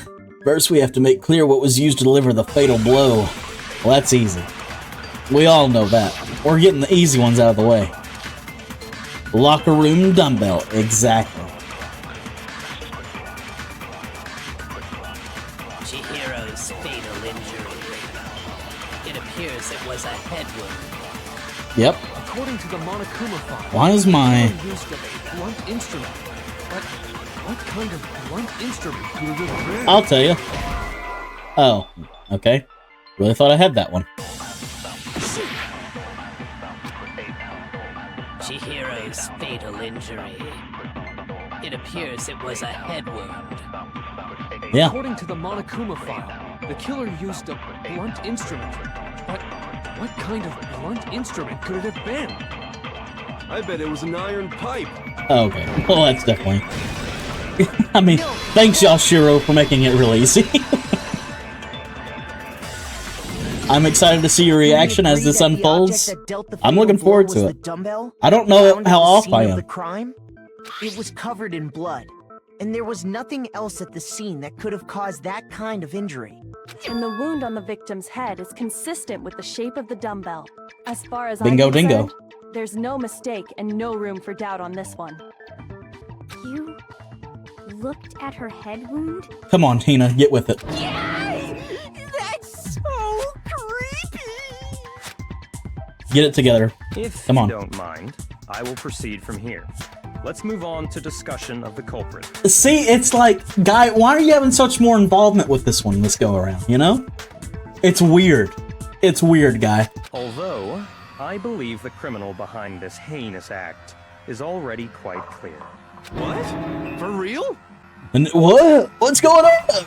I don't even know where I'm at right now, man. Killer is I've been smoking, what? the fiendish serial killer, Genocide Jack. Bonchibont. Back to the past now, boy. Jack. Jack.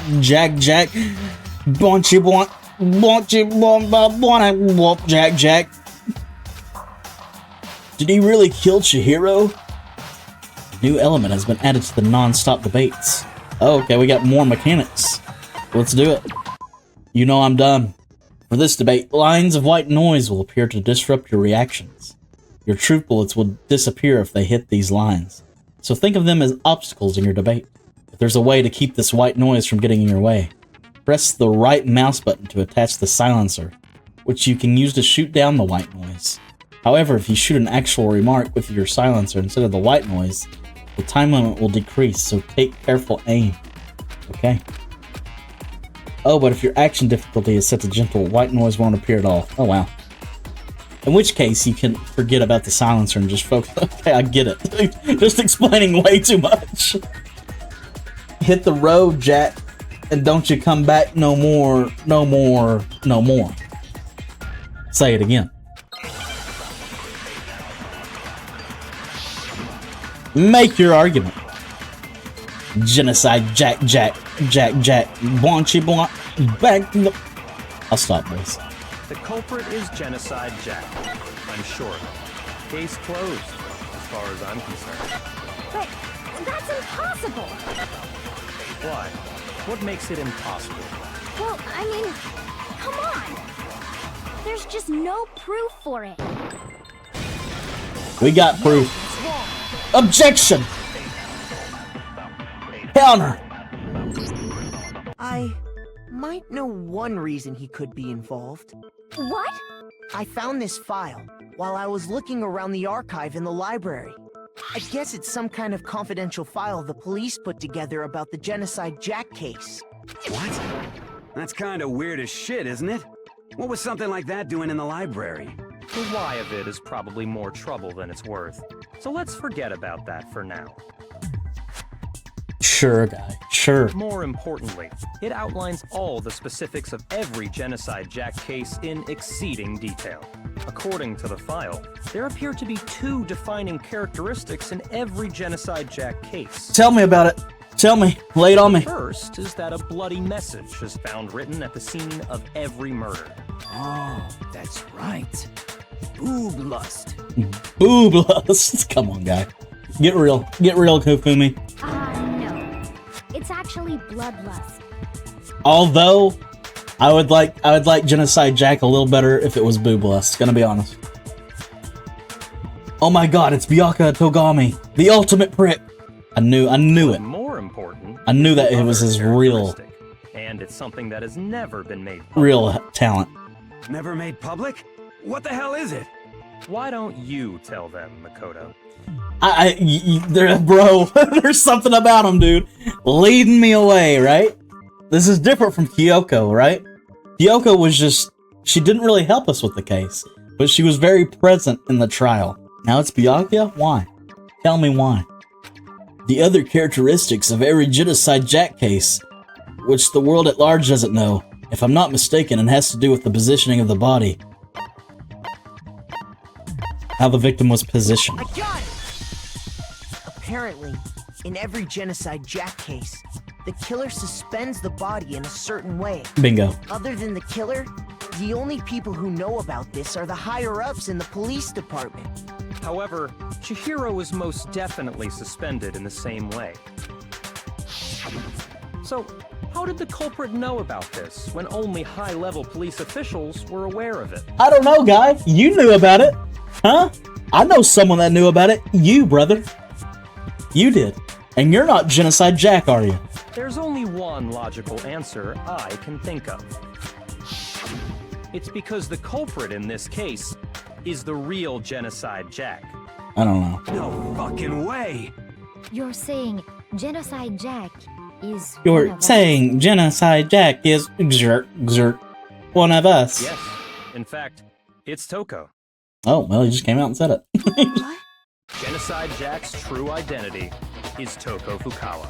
I mean, that one wasn't crazy, right? I mean, she showed the whole, like, side personality in the locker room. I mean, not a big crazy reveal. What? Naughty? Hey,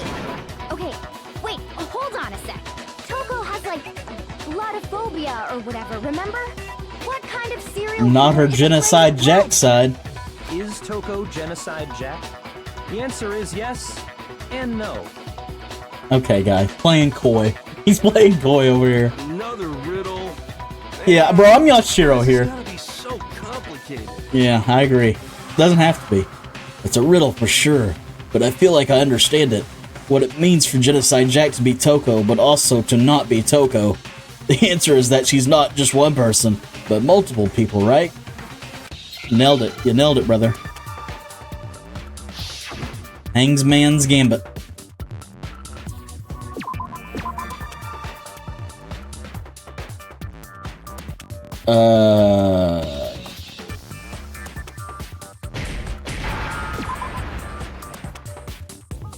What is the word I'm spelling?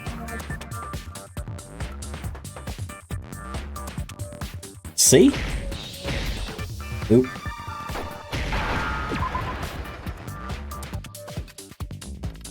Z? Schizo, I gotcha. Now I understand. Now I understand, I get it! She's a schizo! Is it because Genocide Jack has a split Jack, personality? Jack. Huh? I think I read that somewhere in the file, too.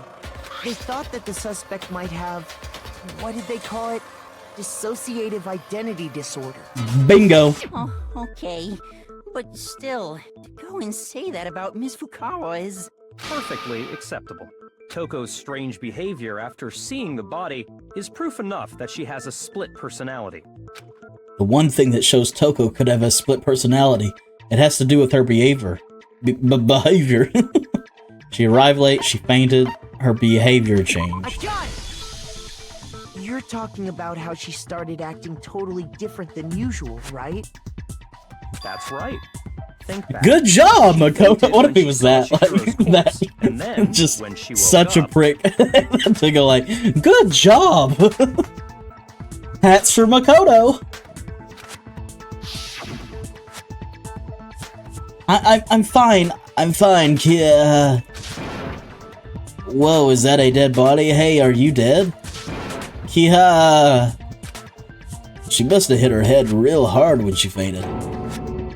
The world has a front and back, a top ending, and a bottom, a sea of truth, a web of lies. This is quite concerning. I mean, she sounds completely different. She was acting funny, that's for sure. Acting The funny. melancholy tone of hers completely disappeared. Don't go assigning adjectives to my tone without permission. Not to mention, once she regained consciousness and saw Chihiro's body again, she was utterly calm. In other words, within her is one personality that can handle blood, and one that obviously can. Yep. So when Toko trapped herself in her room, it's because she was scared of Genocide Jack? Yep. It's me. What are you doing? I won't let Genocide Jack have control. I'll drive out the killer. Drive out the murderous fiend. The reason she locked herself in her room wasn't to keep other people from getting in. Toko's definitely one of the murderers. She could be the only solo murderer. I don't know yet. But how's she gonna die? What's her execution gonna be like? Because she's like this literally ultimate literary person. How are you gonna die by writing? Gonna have to see how that one plays out. It was to keep her other personality from getting out. What? Toko was afraid. Afraid of the murderous fiend inside of her. Of killing even more people. How? Well, you can't say how. You just admitted it, basically. Yeah. How can you know all this? I do believe you misunderstood her. What she's trying to say isn't, how can you know all this? No. What she wants to know is, how could you tell them? Because you kept a promise with her, you know? And you never mentioned it. Now you're mentioning it. Huh? Last night, just before Monokuma gave his motive speech, Toko and I had a strange conversation. She told me a most interesting story. She said, A murderous fiend lived within her, and she was afraid it could appear and attack at any time. Bro, I totally forgot the motive. Monokuno's motive was the hidden secret thing. Like, of course she had a murder. Why did I not put that together? Like, I should have put that together like 20 years ago. I mean, it's pretty obvious. Like, that was the secret. Wow, okay. I mean, even more reason it's her, but... Not that we don't already have a ton of reasons at this point, but... And that trepidation is what's caused her to have I forgot about the motive. attitude. It's been a while. Right, Toko? This is all a lie. Right, Toko? You said you wouldn't tell anyone. What? You promised! I can't believe you lied! It seems pretty clear-cut, boys. You have only yourself to blame. You came to me with your tragic little story. Yeah, I wouldn't go to him. I mean, you know? This is the real world, not some romantic fantasy fairy tale. I really wish he was involved with her, though, because, we need him to go, boys. You know? Besides, you broke your promise first. You said that as long as you were here, no matter what, you wouldn't let Genocide Jack kill anyone. But in spite of that promise... I'm sorry, I couldn't keep our promise. But don't worry, never again. I won't let Genocide Jack have control ever again. You said if I kept my promise, you would go out with me. Oh yeah, she had a weird crush thing for him, too. That's why she went to him. But it's like, bruh, you can't trust this guy. Have you seen this guy? We've been talking to this guy. He's a real jerk. That's the only reason I promised. How many times do I have to tell you? I never said that, but you weren't able to do it. You just couldn't resist that rush you got from killing, could you? I tried. I swear I tried to control it, but... Oh, she's losing it, boys. Your efforts were useless. What a disappointment. I hate you. You know what? I hate him too. Well, the opening act is nearly finished. All that's left is to hear from the person in question directly. The person? You don't mean... Bunch it, back to the past now, boom, Jack. Get him out here. Toko's body suddenly lunged backwards. A huge thud echoed across the courtroom. But in the next second... Oh, hell yeah. Bunch Jack. Genocide Jill, bro. Come on. Lame name. Genocide Jill. Jack and Jill went up the hill. Come on. Oh, she's crazy. What the heck? So you figured it out, huh? Well, whatever. What are you gonna do? Uh-oh. I'm the ultimate murderous fiend, Genocide Jack! Or better yet, let's go with Genocide Jill! Genocide Jill. I like Genocide Jack better, because I can do the Samurai Jack opening, which is maybe one of the best openings of all time. Side note that for a second. So she has two ultimates? Her one personality is the ultimate literary person, and the other one's the ultimate murderous fiend. So how's she gonna get executed, huh? What the fuck is this? I agree with that. I don't know. What happened to you? Not Toko, that's a loser name, and what happened is a textbook split personality. So what if one of them happens to be a serial killer? You should turn a blind eye to one's faults. Bro, that face is crazy. So intense. Agreed. Like they say, sound in murderous mind, sound in murderous body. This one is so different from the one we've come to know. Good observation, Cyber. Yes, well, the world is composed of a front and a back, you know. Just like how every inning has a top and a bottom, or how in the depths of every truth lives a little lie. Behind every dark and gloomy soul lives another that shines as bright as the sun! Oh my... Oh, OBS just glitched out for a second. Sorry, boys. Alright.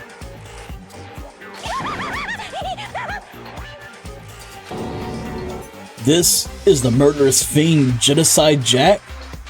Or I guess it's Genocide Jill now. I mean, that's good. I mean, we're in that day of age where, you know, you can be, you know, male, female, whatever you want to be. I'm not judging, okay? This is beyond insane. Miss Jack, Jill, can I ask you a question? What's up? Some of us think you might be the mastermind behind our entire situation. What are your thoughts on that? Well, I'll tell you. I am the mastermind of all masterminds! Monokuma, step in here. Just kidding! Oh, okay. Then it's not true? Of course it's not true! How dare you try to link me to that creeper I was about to say, when is Monokuma gonna chime in? You know he's gonna take that down. And another thing, the police and government and society in the outside world are totally powerless! I mean, they just let this idiotic, bloodthirsty maniac go buck wild all over town! Sure, I'm a bloodthirsty maniac, but life is pain, right? To live is to hurt other people. It's a necessary evil if you want to survive. The act of living itself causes pain for everyone. Just kidding again! Alright, I'm a little tired of Genocide Jill already. This should be enough to convince you. This murderous fiend is responsible for Chihiro's death. There's clearly a motive, so there should be no doubt. A motive? Remember what Monokuma told us? I'm gonna tell you right now, if this is it, she's the murderer, case closed, I'm gonna be a little disappointed, honestly. I hope there's a little bit more to be like... I feel like swapping the posters, swapping the carpet, that doesn't seem like this murderous... Like the murderous fiend Genocide Jill would care about that kind of stuff. You know what I mean? If someone didn't murder and graduate within 24 hours, an embarrassing memory or secret would be revealed. Yeah, I forgot. Well, let's assume that Toko's secret was about Genocide Jack. If a secret like that came to light, Toko's life would have undoubtedly been forever ruined. So do they work together? Like, she's the one that, like, switched the posters, switched the carpet, all that stuff.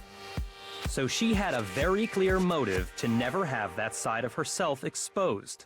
True. Interesting. Very, very, very interesting. But sorry, as much as I hate to admit it, I'm not the culprit.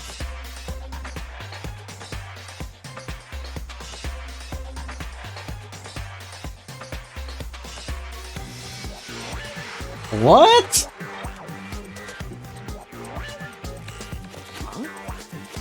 But I cannot imagine anyone other than you could murder someone in such a bizarre fashion. Maybe so, but nevertheless, it's the truth.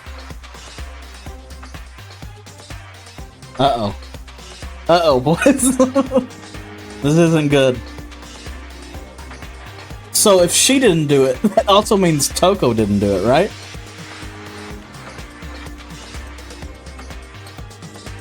Uh-oh, I don't know now. Do you really expect any of us to believe you? Unless Byakuya. I mean, we're still thinking it might be him. Yeah, I could never believe a word you say, you monster. Maybe. Maybe she's totally right about that, but something's still bothering me. What she said. I need to get some more details about all of this. Uh-oh.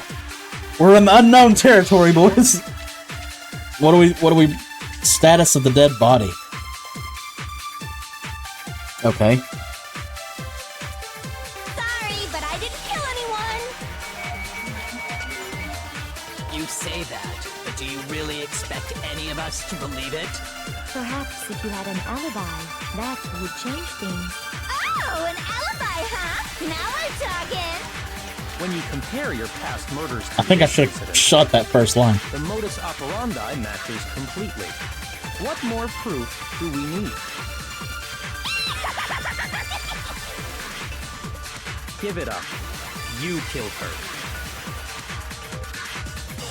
It was the first line. Okay. Let's go again. Sorry, but I didn't kill anyone!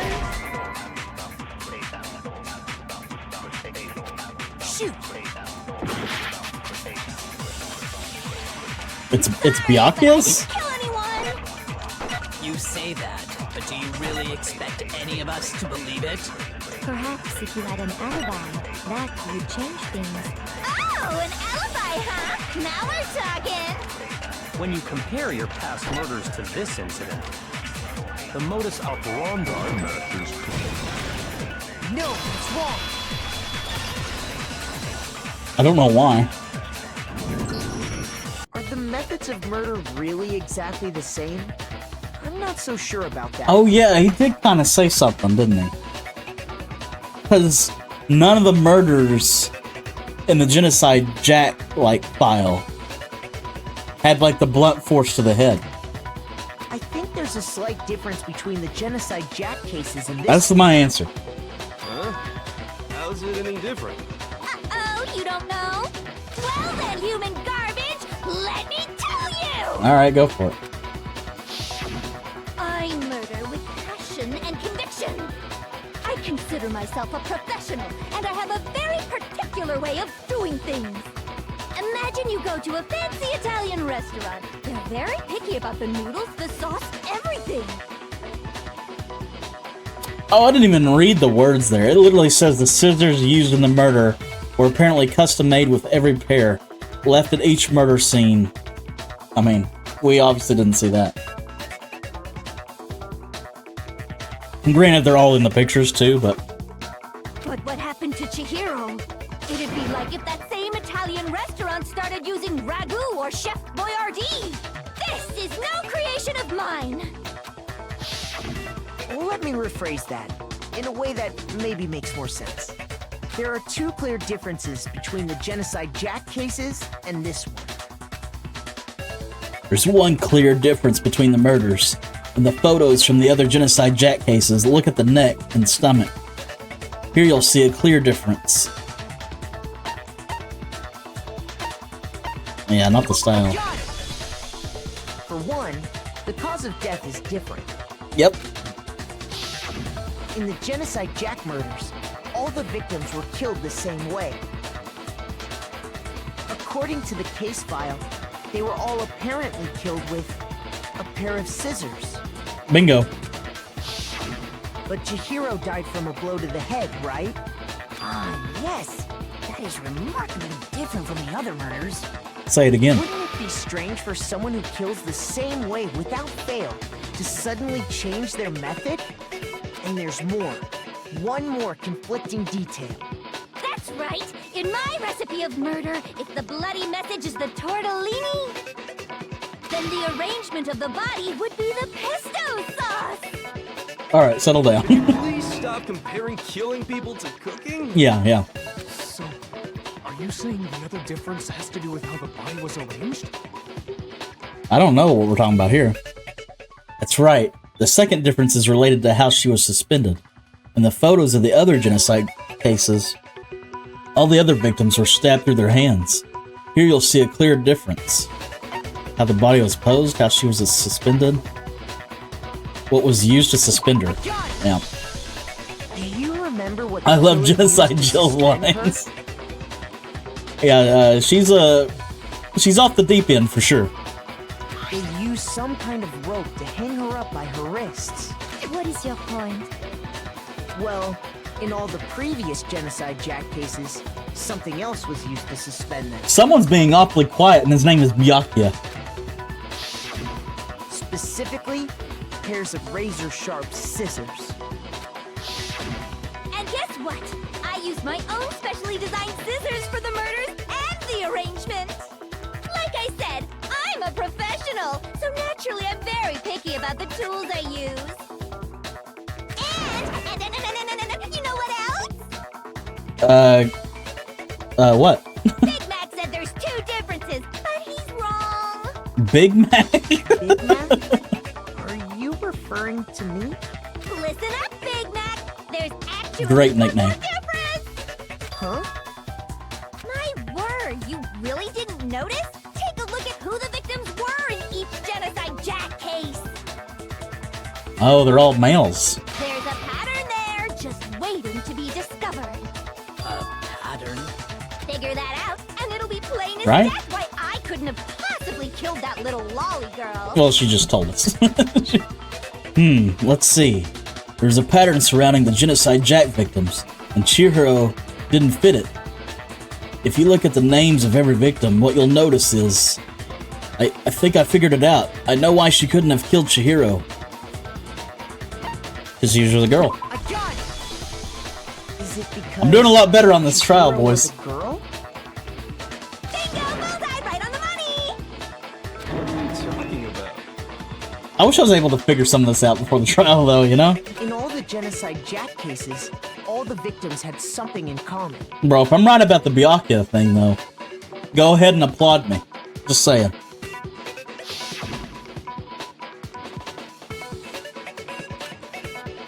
Yeah, I'm not reading all these names again. They were all guys?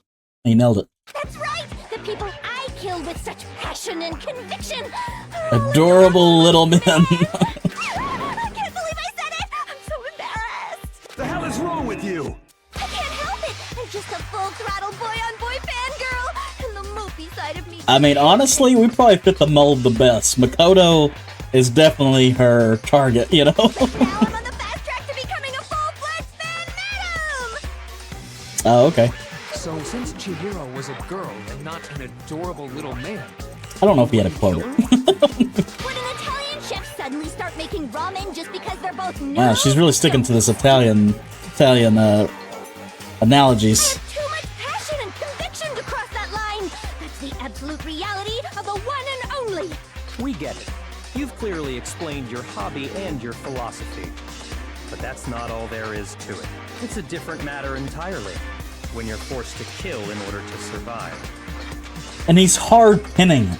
He's hard pinning it on her really bad. This is Byakuya.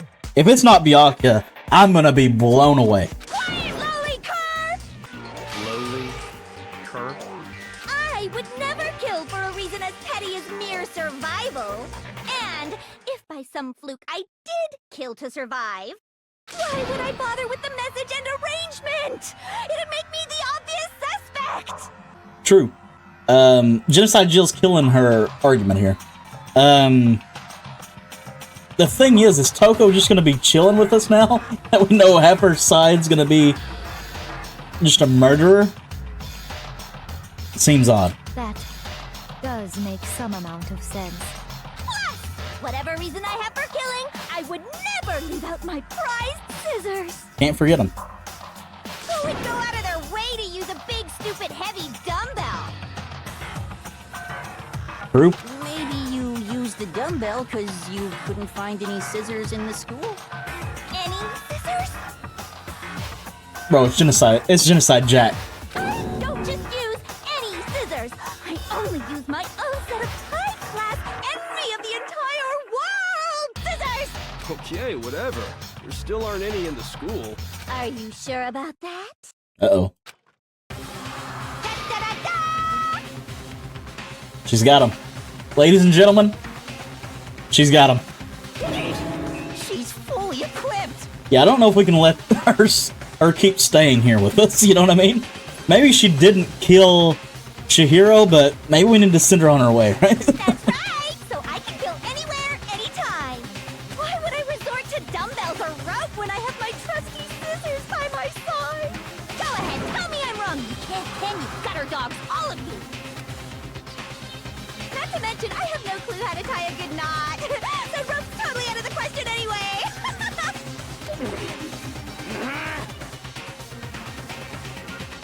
Bro, I did not think this is how the trial was gonna go. I'm gonna be honest. I mean, it just made sense though, because it's like it's gonna be a long trial, and it's like Toko was revealed right out the gate. It's like, okay, something's fishy, and it's Byakuya. No idea what's going on anymore. Could such a heinous villain really be innocent? But the body really was suspended, right? And nobody but the police knew about that. Yeah. That's why we figured it had to be the real deal, and not some copycat killer or whatever. And the only person that knew it was Byakuya. That's a fact. Actually, hold on, there is one person. It's Byakuya. One person who could have copied the Genocide Jack cases. Oh, bro, we're already selecting someone? Bro, this is going by fast. Maybe I'm just losing track of time. It's Byakuya, bro. Look at him sweating, bro. This guy's so guilty, bro. Look at him. Bro, I called this early, too. Byakuya, it's possible you could have found out, isn't it? You'd have no problem gaining access to classified government documents or internal police records. Lay it on thick, Makoto. Plus, you've already looked through the Genocide Jack file before this all happened, hadn't you? Oh yeah, the music's getting pumped up too. Bro, looks how he's like side rolling his eyes right now, and he's just like, Are you saying Mr. Togami did it? Nothing, bruh. Then the reason he pushed the theory of Genocide Jack being the killer so hard was... Because he was the killer. Because he wanted to pin the crime on her. Yes. So, he rearranged the scene to disguise it and make it look like I put my I was so stamp on close, it. boys, right? Because I thought he was working together with Toko. Turns out he's the murderer. The adorable glasses man was behind it all. Oh, I'm on fire!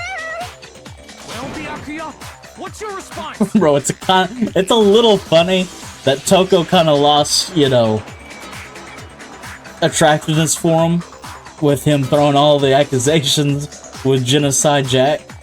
And now her other side of her personality, the Genocide Jack side, is falling in love with him now. It's pretty great. I see. So now the suspicion falls on me.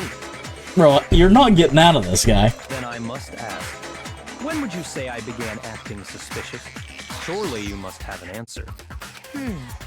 Bro, I'm gonna get my wish, boys. We're gonna get this guy execution style. I don't even know what it's gonna be, because we really don't... His talent is confusing to me, so... He's just a prodigy, so... Before we discovered the body was a little strange. In the locker rooms, they're suspicious. Very suspicious indeed. Wouldn't you agree? Huh? Suspicious? It seems nobody searched the locker rooms. Let's start with the girls' locker room. You wanted to go to the girls' locker room right away, right? But since you're a guy... That's weird as hell! I should have naturally thought of the boys' locker room first. Is that what you want to say? The victim was Chihiro, a girl. Hence why I said we should check the girls' locker room. Nothing strange about that, I'd say. On the contrary, there's something very We strange. both know it, Makoto. Okay then. What's so strange? Let me tell you, it's the carpets, it's the switching. Go ahead. Share with the rest of the class. Oh, he's getting pissed, and I like it. There was a clear contradiction in what Byakuya just said. I need to make it clear to everyone. A new element has been added. Okay. Tell me about it. Truth flashback. If you aim at a weak spot and hold down the left mouse button, then you'll memorize that weak spot. This memorized phrase can only be shot once as a single truth bullet. If you shoot or change the truth bullet, it will disappear from your truth cylinder. Bro, I don't know what we're talking about. However, you can use this flashback feature as many times as you want. If you don't seem to have the answer or a lie or contradiction in your loaded truth bullets, it might be wise to memorize a different weak spot and use that to make your case. When's the best time to use flashback? Well, you just have to use your keen wits, won't you? In this case, though, I will say that if you don't use a flashback, you won't be refuting anything. Well, then good luck. Have fun. I guess I gotta figure this out as I go, because I don't know what we're talking about. I have no idea. Monokumo file numero 2. So, you said Byakuya was acting kind of weird before he found the body. But he was acting weird... how? Chihiro presented with the opportunity to check out the girls' locker room. Alright, Hukumi. Absolutely take it. Jesus. That's a natural reaction for any guy. The victim was Chihiro, who was a girl. So, of course, I would suggest we check the girls' locker room first. There was no time for pointless distractions. What's so strange about that? You wish you'd taken me with you?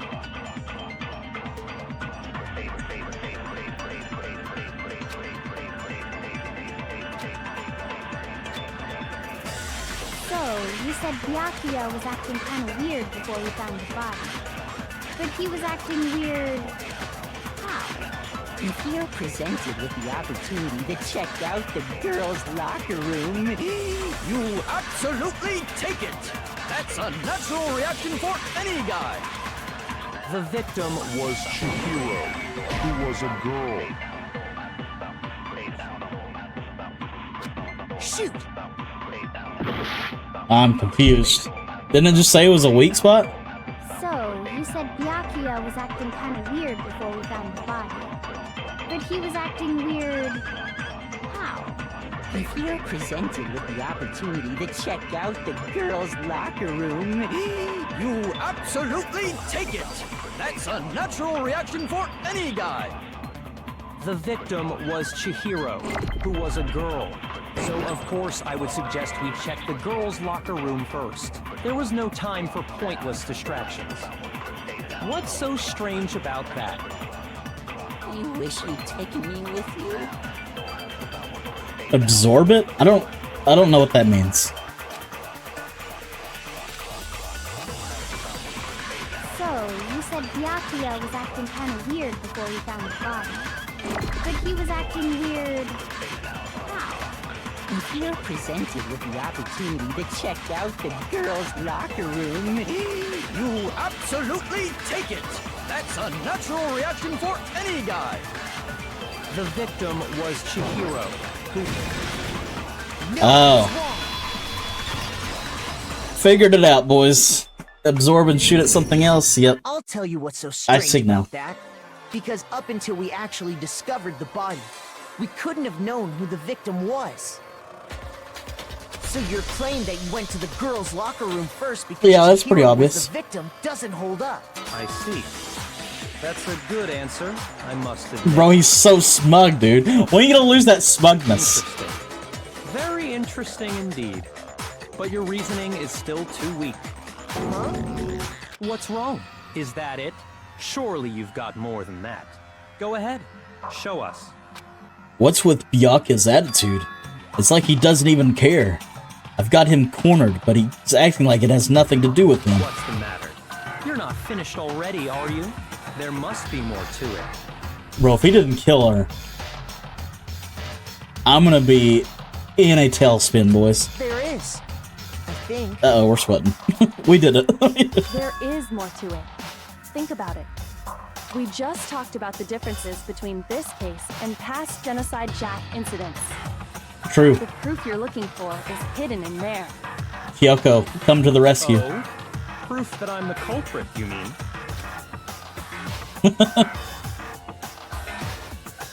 The differences between this case and other Genocide Jack murders. The evidence that proves Byakuya is responsible is hidden in there. What could it be?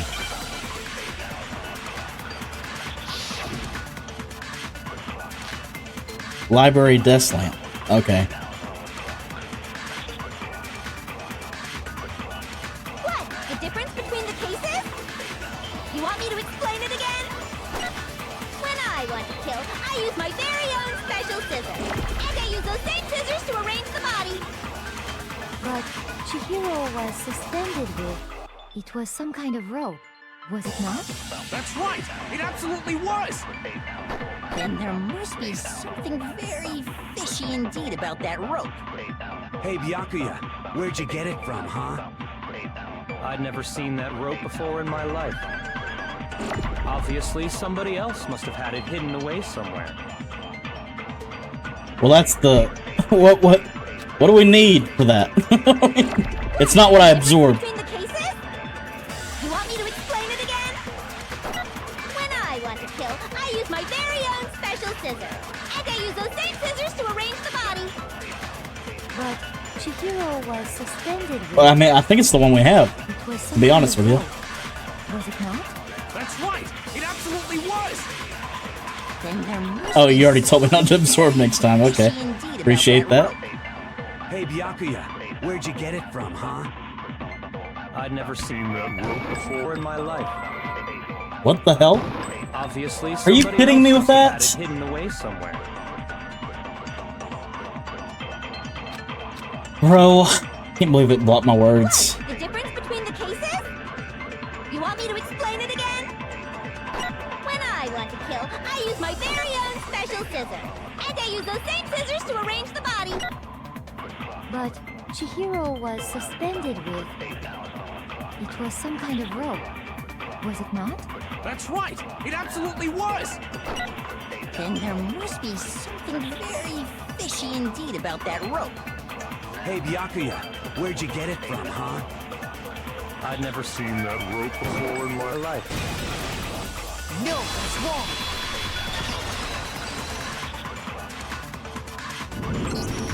Actually, I'm pretty sure you have seen it before. Tell him. Because you see, Talk that talk. rope, or should I say, that extension cord? What? An extension cord? Byakuya, you've used the extension cord in the library more than once. For him to be this prodigal genius person, right? He's not doing a very thorough murder here, I feel like. And the same extension cord that was in the library all this time went missing after the murder. And there's no way someone who uses that extension cord as much as you do wouldn't discover that fact. And Byakuya must be the one who took the extension cord. I can't imagine any other possibility. Talk that talk, Taka. That's really what you think? Then your conclusion is something like this? I killed Chihiro in the girls' locker room, then hung her up and wrote that bloody message. I intentionally made it look like Genocide Jack was behind it. Is that about right? Bro, there's still a possibility it could be a joint murder here. He's doing it again. He's totally calm, totally unconcerned, as if he's not even involved. Wait, not even involved. What's wrong? I asked you if you think that's what happened. I don't know where we're going with this. Hell yes, that's what happened. So that's it, right? Byakuya's the killer. Bro, what am I missing? Not disagreeing. He kept calling this a game, right? So he'd be totally willing to do something like this to win. Sorry, but could we hold on just a second? Yeah, stop the game. Time out, boys. I think we need to talk about this a little more. Huh? Do we really need to? We've already decided who did it. I mean, I did. I already chose him. I know, but still, there's something that's still bothering you. Is that right? And what, pray tell, is still bothering you? Calm down, brother. You're not innocent here. I killed her in the girls' locker room, then disguised my crime. Specifically, I dressed it up to make it look like it was the work of a homicidal psychopath. What about all that bothers you? Wait. What was that just now? Something's not right. Chihiro's body was definitely found in the girls' locker room. But does that mean... Can I really just accept what Byakuya said as the truth? No, I don't think so. There's definitely something off about what he said. I got it! The scene of the crime. You killed Chihiro in the girls' locker room, right? But are you sure about that? Isn't it possible that the murder took place somewhere else? How disappointing. What kind of question is that? Even in the world of disappointments, this is a true letdown. He's, breaking his shell a little bit, boys. She was found dead in the girls' locker room. There is absolutely no question about that. How could the scene of the crime have been anywhere else? Well, I think it's entirely possible that she was killed somewhere else, then carried there later, along with the rest of the murder scene. The rest of the murder scene? Oh, homie's getting nervous, boys. He's getting nervous. That was awfully specific. Please tell me you have a reason for saying all of that. I do. I believe I do. Hey, Byakuya, did I just take you off guard? Definitely looks like it. We're getting under his skin, boys. When the story suddenly moved to the crime scene, Byakuya would have been so confident up till now.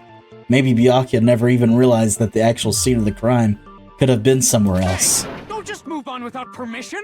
What do you mean she was killed somewhere else? Come on, Makoto. If there's any chance the murder took place somewhere else, let's see the proof. Evidence that shows the murder took place somewhere else. There was something that was switched between the boys' and girls' locker room. Another switching of stuff in the case, you know? It was two things, actually.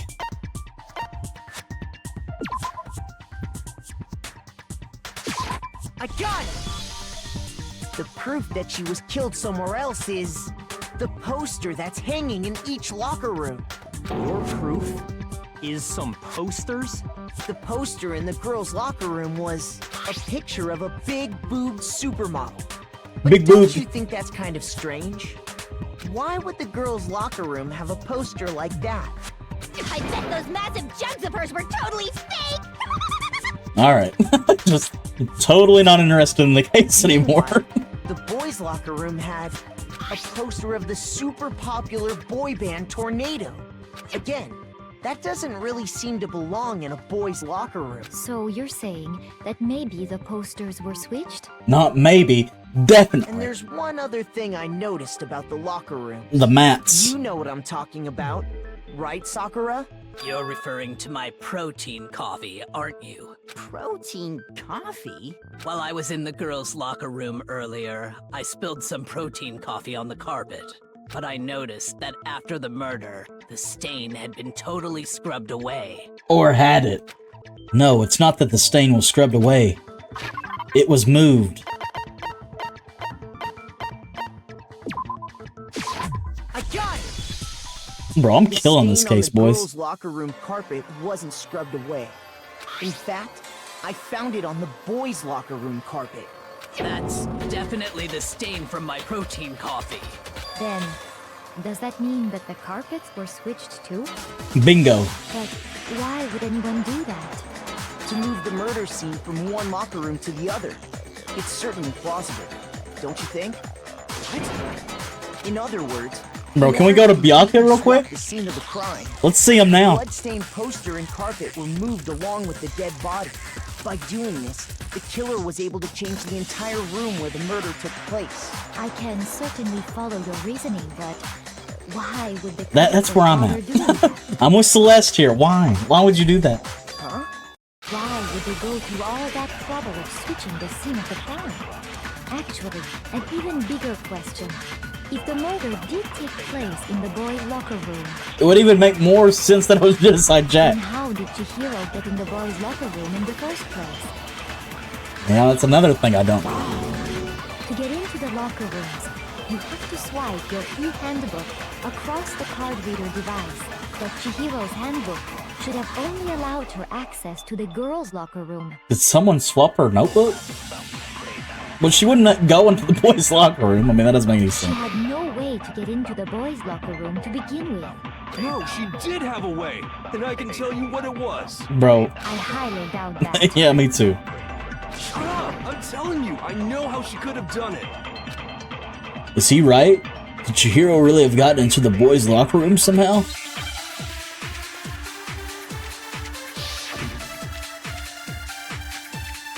Broken e-handbook.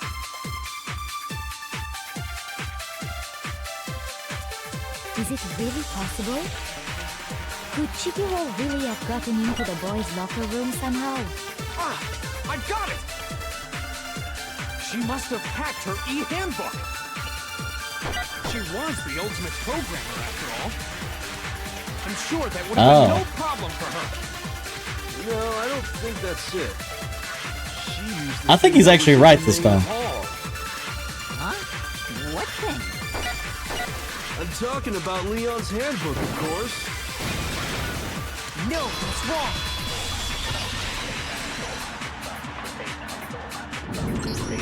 No, I don't think Chihiro used Leon's handbook. Why not? Because Leon's handbook was broken. Oh, well then, yeah, I guess that'd be pretty impossible. Huh? Bro gives up real fast. Like, oh yeah, it makes sense. I am struck silent by how quickly you gave up. Yeah, right. Plus, Isn't there a regulation against using someone else's handbook? Actually, the rule states that loaning your handbook is prohibited. It says nothing about borrowing one. In other words, you could borrow a dead person's handbook all you want, and you'd be safe. Yup, yup, yup! Hit the nail square on the noggin! Of course, if it were broken, that wouldn't make any sense anyway. So then, she must have hacked hers, like I said. She used her ultimate programmer skills and... Don't tell me this is like a Sayaka situation where she was gonna murder. Like, what's going on here? You can't fix an e-handbook. The instant you open one up, a security buzzer starts blaring. So, if she didn't use Leon's handbook, and she didn't modify her own... Oh, well, we already know that. Maybe Mr. Naegi's initial assumption is just wrong? It seems like there's no way she could have got into the boys' locker room. Nah, there's a way. I guess so. There's a way. Okay then, I vote for Byakuya. Is that it then? Chihiro was killed in the girls' locker room, and Byakuya's the one who did it? Really? But still, I don't know what else I can do. Hold on a second. I agree with you, though. I think you're on the right track. Oh yeah, Kyoko? Are you gonna fall for me? Finally decide to open your I'm sorry, mouth. I like Kyoko. That's what you've got to say? There's no way she could get in the boys' locker room, right? So... Why are you so sure she couldn't get in? There's still one other way she could have gained access. What? What are you talking about? What other way is there? Bro, this one's obvious. Well, to explain that, why don't we take a little break from the trial? I'd like you all to come see something. Wait. Just what do you think you're doing? This is my trial now. Kyoko just takes over. Don't worry. This'll make the whole trial more exciting. I'm sure that thought must please you. Huh? It'll make things more exciting? Well, all right then. I declare an official class trial recess. For real? Now then, what is it you want to show us? It better Plot not twist be time? boring Plot or twist I'll time. be very unhappy. I mean, we found the ones in the locker. I mean, not the locker, the vault area. Oh, I have no doubt it'll meet your lofty expectations. So, shall we go? Let's go. Plot twist time. So before I knew what was happening, the class trial had been put on hold. We headed off with Kyoko in the lead, and where she took us was... The girls' locker room? Oh, hold on a second. I was expecting to go to the vault.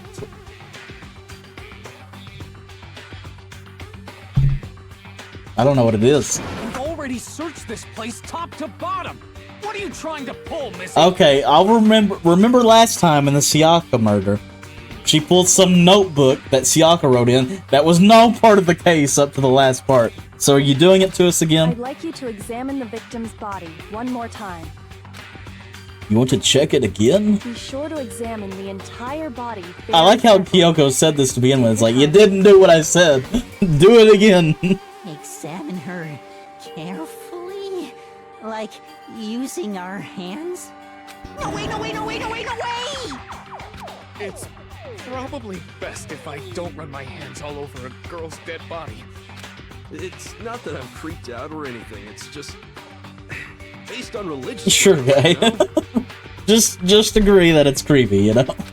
Very well. It's fine. I'll do it. Alright, Sakura. But you're a girl. You shouldn't have to touch a dead body. Just let one of the boys do it. No, it's okay. I think Chihiro would rather have a girl examine her. So just leave this to me. Sakura. What is this? Some kind of secret girl-on-girl action? Is that what you two are about? Oh, good Lodi Wodi. Stop screwing around. Okay, here I go. I'm sorry, Chihiro. Please excuse the intrusion. Putting her hands together in a brief prayer, Sakura then began to quietly examine her body. Be sure to check her entire body, and I believe we will solve. What is it, dude? mystery. Just tell me. Her entire body? I know you say that, but... What? This is... What? What? What is it? Not possible. It's not possible. Sakura's eyes were staring wildly at Chihiro's lifeless form. Her massive frame trembled. This girl is... Bro, it's not Chihiro? Is what? Is a boy!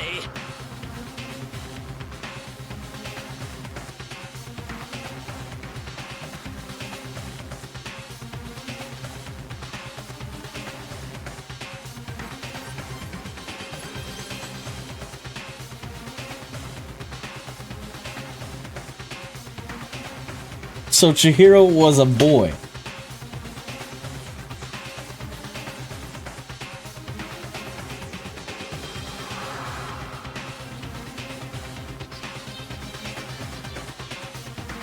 Does it really change much though?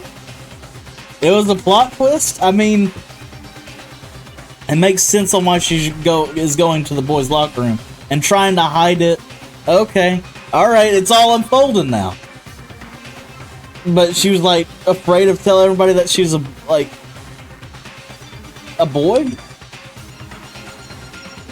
Ah, I see. So she was actually a he. Interesting. Thank you for confirming this fact. So is it still Byakuya or is it not Byakuya? I mean, you know what I mean? I want to figure it out before it's, you know. Because now Byakuya can be like, well, it was a guy. You know, Genocide Jack only kills guys. Alright, we'll keep it rolling. What? You're joking, right? I wouldn't joke about this. I don't know why we're pissed about it. Like, settle down. It's really true? Chihiro was a guy? Oh, what? You guys didn't know? Well, yeah, you knew, guy. You knew about everyone's background. Chihiro Fujisaki was totally a guy. Bro! That's why she was... It is the Sayaka situation.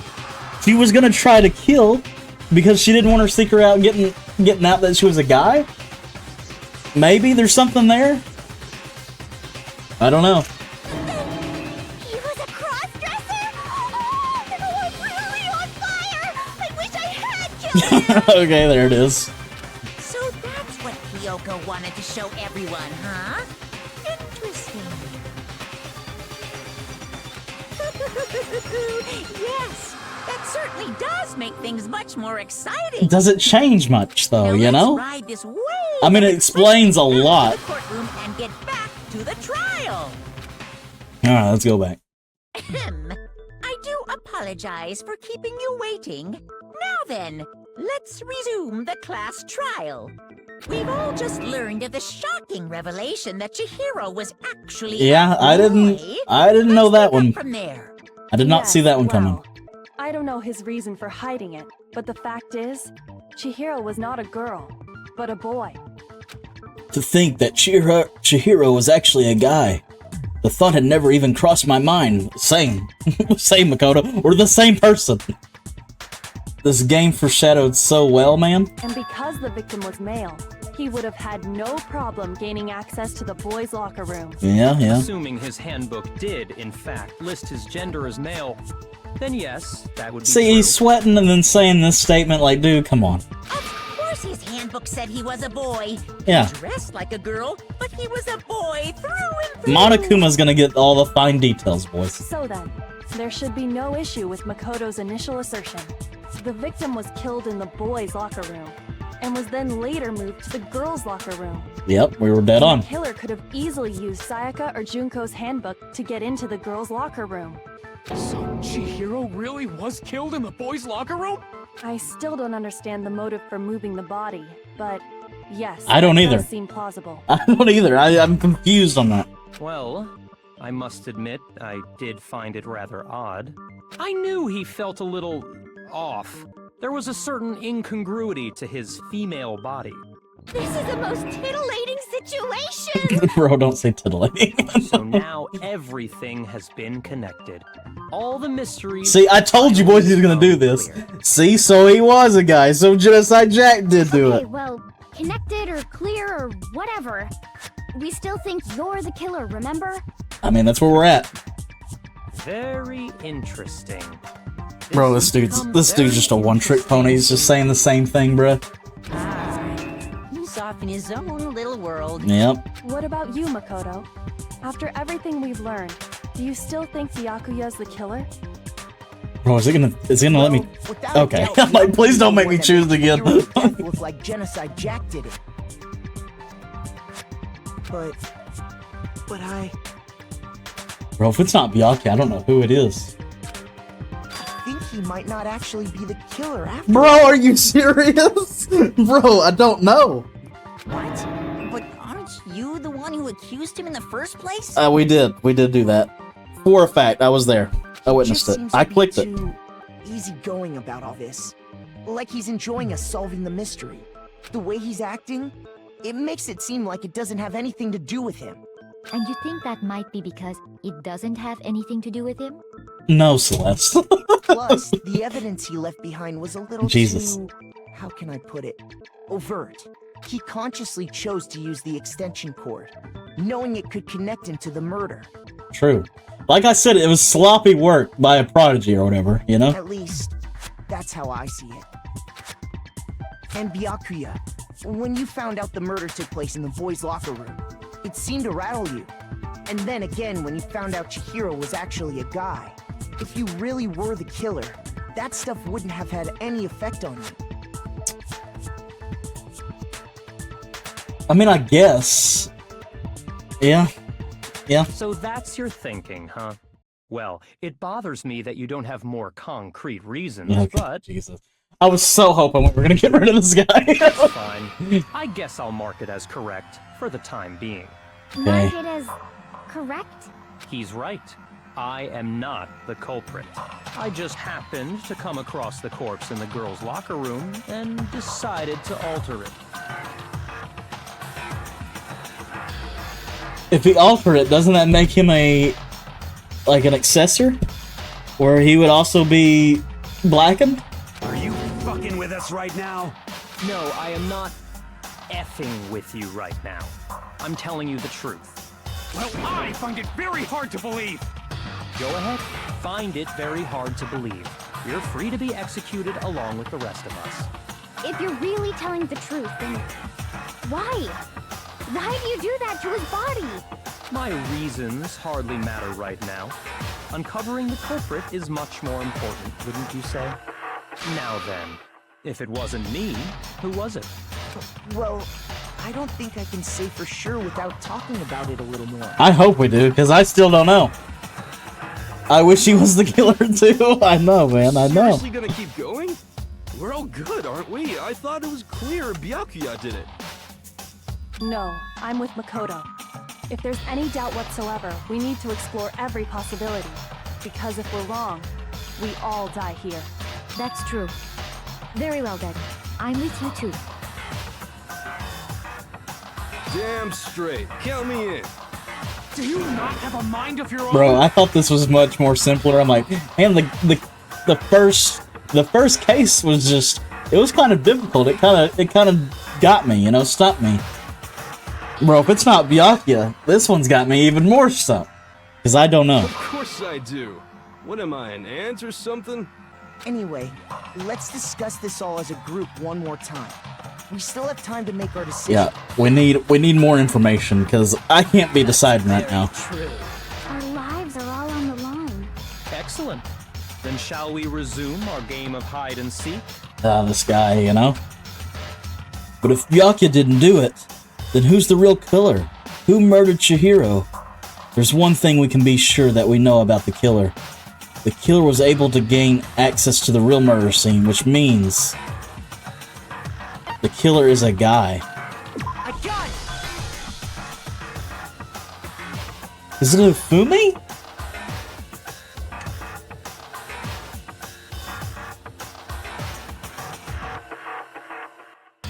I don't know.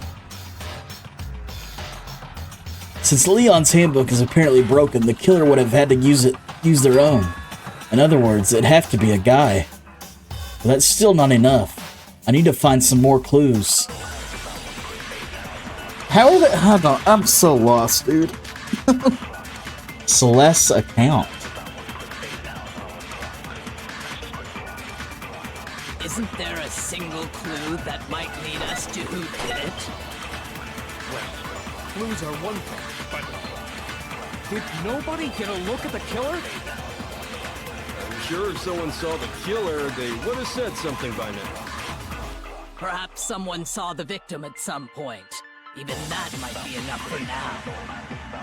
Yeah. All we need right now is any kind of new info. It's over. It's all over. You want to know who saw the victim? The killer. And only the killer. Good. I'm glad I missed there.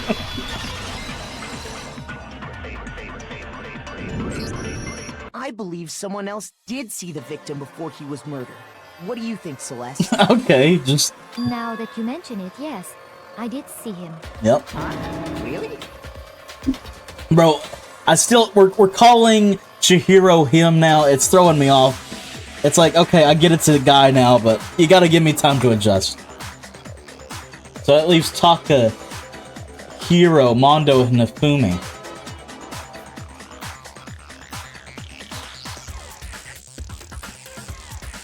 But I really hope it's Ufumi, because I kind of like all the other ones.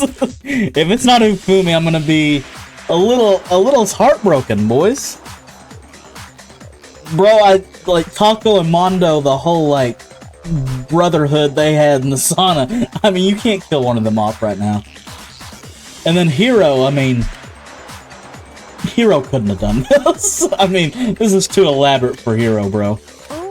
But I suppose only Makoto knows about this. The rest of you had no idea, did you? That is why you're all making such ugly noises. Whatever! Just hurry up and tell us! It was last night, right before nighttime. I saw Chihiro. Saw him in the warehouse. I saw him stuffing a track jacket into a duffel bag. And then, I assume, he headed off to exercise. A track jacket and a duffel bag? But we didn't find anything like that at the murder scene. It seems likely that the culprit destroyed them to get rid of any evidence. And that is when he said something that struck me as rather odd. Well, I'd better get going. I'm kind of in a hurry. Chihiro told me he was in a hurry. But why would he be in a hurry? Only if someone were waiting for him, I should think. I don't know, dude. So, Mr. Fujisaki was on his way to meet with someone, and then they were going to work out together? Listen, it's not Ufumi. You see this guy working out? I can't believe I just mentioned Ufumi right now. Because, look at him, right? It's gonna be someone I like. It's gonna be someone I like, boys.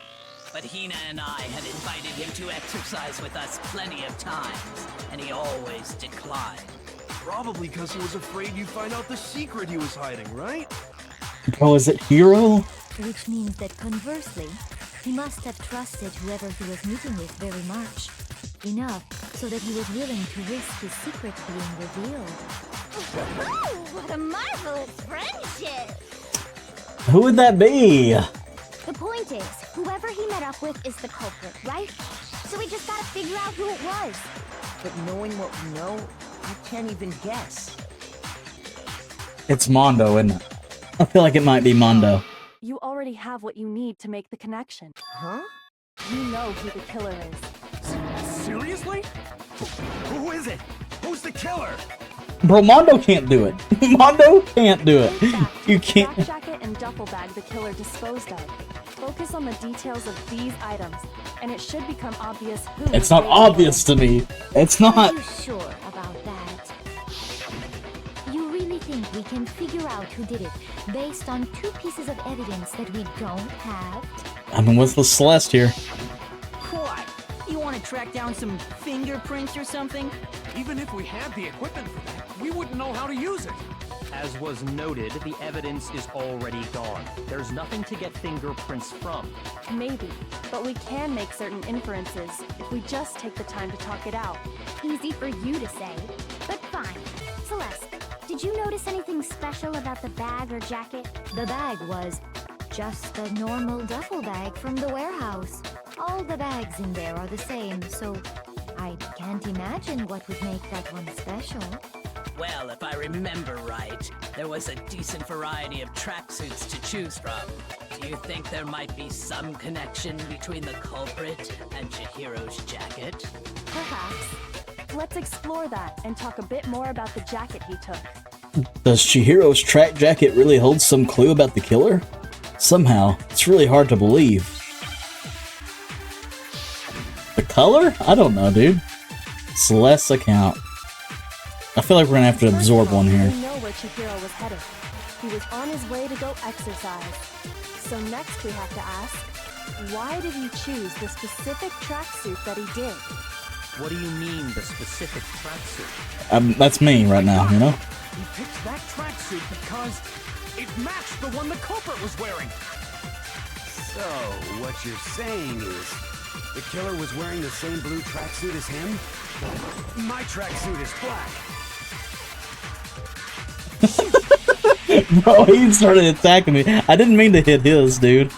First of all, I think I'm just gonna have to let all this play out. He was on his way to go exercise. So next we have to ask, why did he choose the specific tracksuit that he did? What do you mean, the specific tracksuit? I got it! He picked that tracksuit because it matched the one the culprit was wearing. So, what you're saying is, the killer was wearing the same blue tracksuit as him? My tracksuit is black. I don't even have a tracksuit. Yeah, we believe that. Sucks. I have a white tracksuit personally. I got it from the warehouse, if you must know. Did any of that Was that a lie? help us get any closer to figuring out who Is it the Hero? culprit is? No way. Not a chance. Absorb what Mondo said? I mean, he said multiple things. First of all, we know where Chihiro was headed. He was on his way to go exercise. So next we have to ask, why did he choose the specific tracksuit that he did? What do you mean, the specific tracksuit? I got it! He picked that tracksuit because it matched the one the culprit was wearing. So, what you're saying is, the killer was wearing the same blue tracksuit as him? Oh, bro, I forgot how to do it. My tracksuit is black. I don't even have a tracksuit. It is Hero, dude. This exercising sucks. I have a white tracksuit personally. Okay, it's not. Shoot! First of all, we know where Chihiro Wow. was headed. He was on his way to go exercise. So next we have to ask, why did he choose the specific tracksuit that he did? What do you mean, the specific tracksuit? I got it! He picked that tracksuit because it matched the one the culprit was wearing. So, what you're saying is, the killer was wearing the same blue tracksuit as him? My tracksuit is black. I don't even have a tracksuit. Cause exercising sucks. It was Taka? I have a white tracksuit personally. I got it from the warehouse, if you must know. Did any of that really help us get any closer to figuring out who the culprit is? No way. Not a chance. You heard him, right? What he just said without even realizing it? It doesn't make sense that it's Mondo. First of all, we know where Chihiro was headed. He was on his way to go exercise. He was like on the all honor and chivalry, like you can't hit a woman thing. He killed her? That he did. What do you mean, the specific tracksuit? I got it! He picked that tracksuit because Wow. it matched the one the culprit was wearing. So, what you're saying You're gonna have to make this one make sense to me. wearing the same blue tracksuit as him? My tracksuit is black. Shoot! It is Hero. Okay. First of all, we Heroes know is where Chihiro black? was headed. He was on his way to go exercise. So next we have to ask, why did he choose the specific tracksuit that he did? What do you mean, the specific tracksuit? This one's got me. He picked that tracksuit because it matched the one the culprit was wearing. So, what you're saying is, the killer was wearing the same blue tracksuit as him? My tracksuit is black. Bro, I didn't want that one, dude. I don't even have a tracksuit. Well, we already tried that one on Hero. Exercising sucks. I have a white tracksuit personally. I thought you said to absorb Mondo's. Shoot! First of all, we know where I feel like I've done all the combinations with Mondo's. exercise. So next we have to ask, why did he choose the specific tracksuit that he did? What do you mean, the specific tracksuit? I got it! He picked that tracksuit because it matched the one the culprit was wearing. So, what you're saying is... So it's the blue one I need to absorb? The same blue tracksuit as him? My tracksuit is black. I don't even have a tracksuit. Cause exercising sucks. I have a white tracksuit personally. Shoot! I don't understand. First of all, we know where Chihiro was headed. He was on his way to go exercise. So next we have to ask, why did he choose the specific tracksuit that he did? What do you mean, the specific tracksuit? Hit the same thing in absorbing? Because it matched the one the culprit was wearing. So, what you're saying is, the killer was wearing the same blue tracksuit as him? Bro, how do you even do that?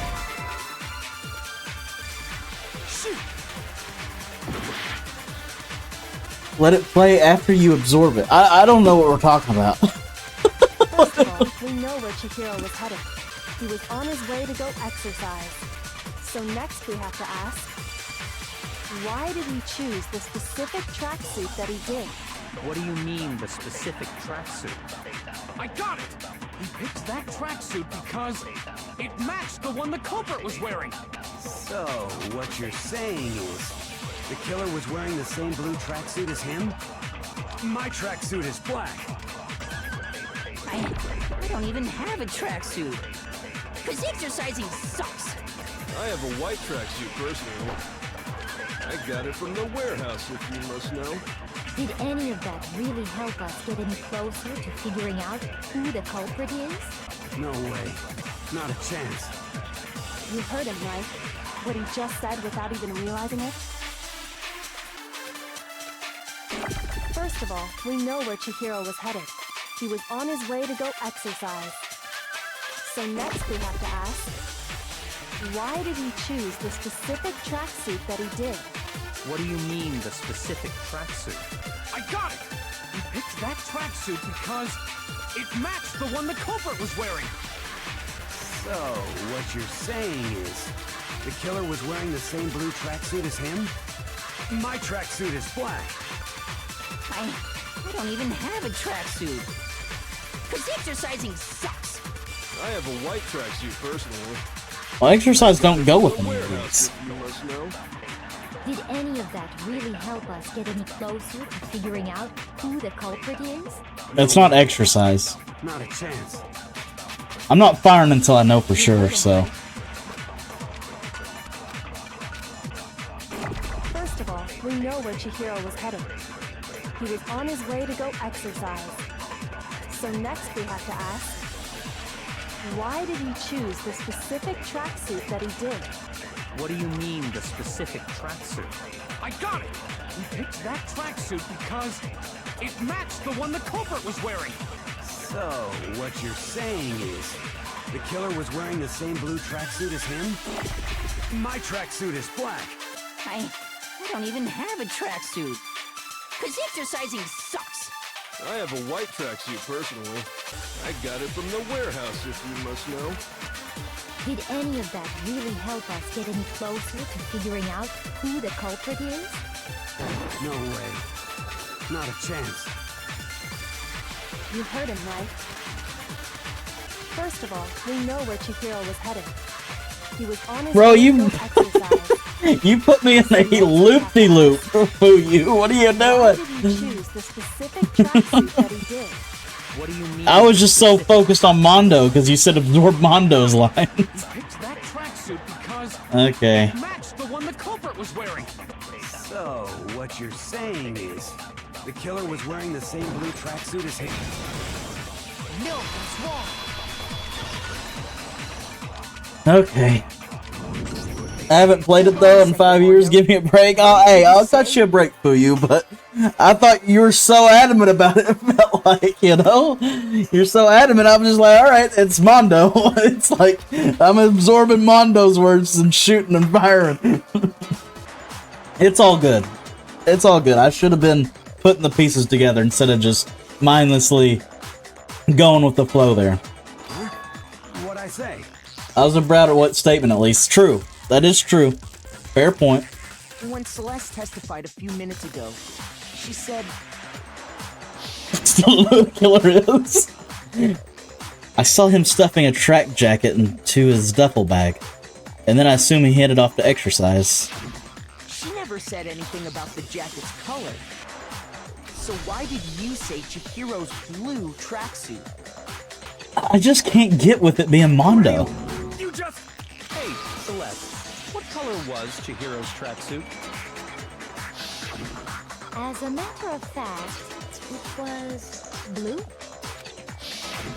And before we began the trial, did you tell anyone that?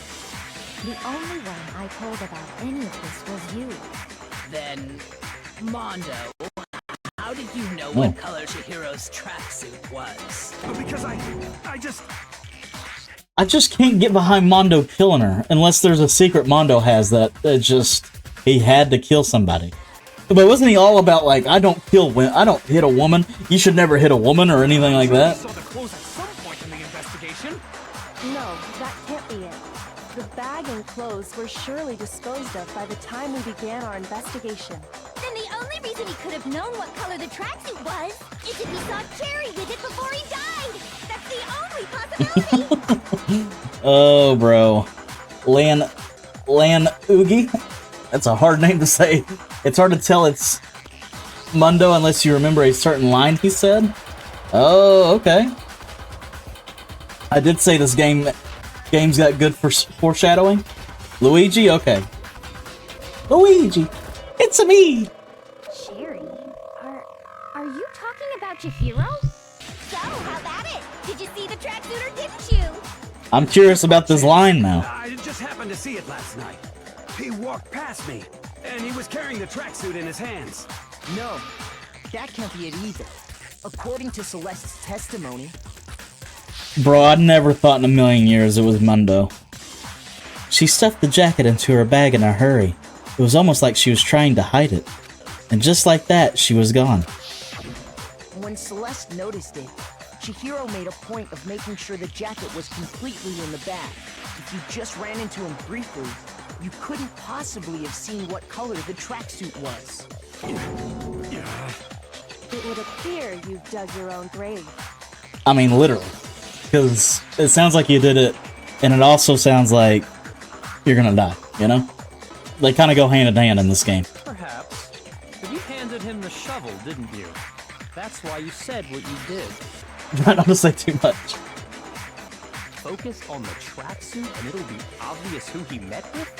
What a bunch of nonsense. I want to stay away from spoilers, for sure, for sure. Ah, now I understand. It was all one big bluff, wasn't it? Your true intention was to draw a slip of the tongue from the culprit.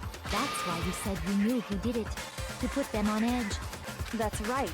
However, Mondo was my target all along. I had my suspicions about Bro, him from the very Kyoko, beginning. no you didn't. No you didn't. But why?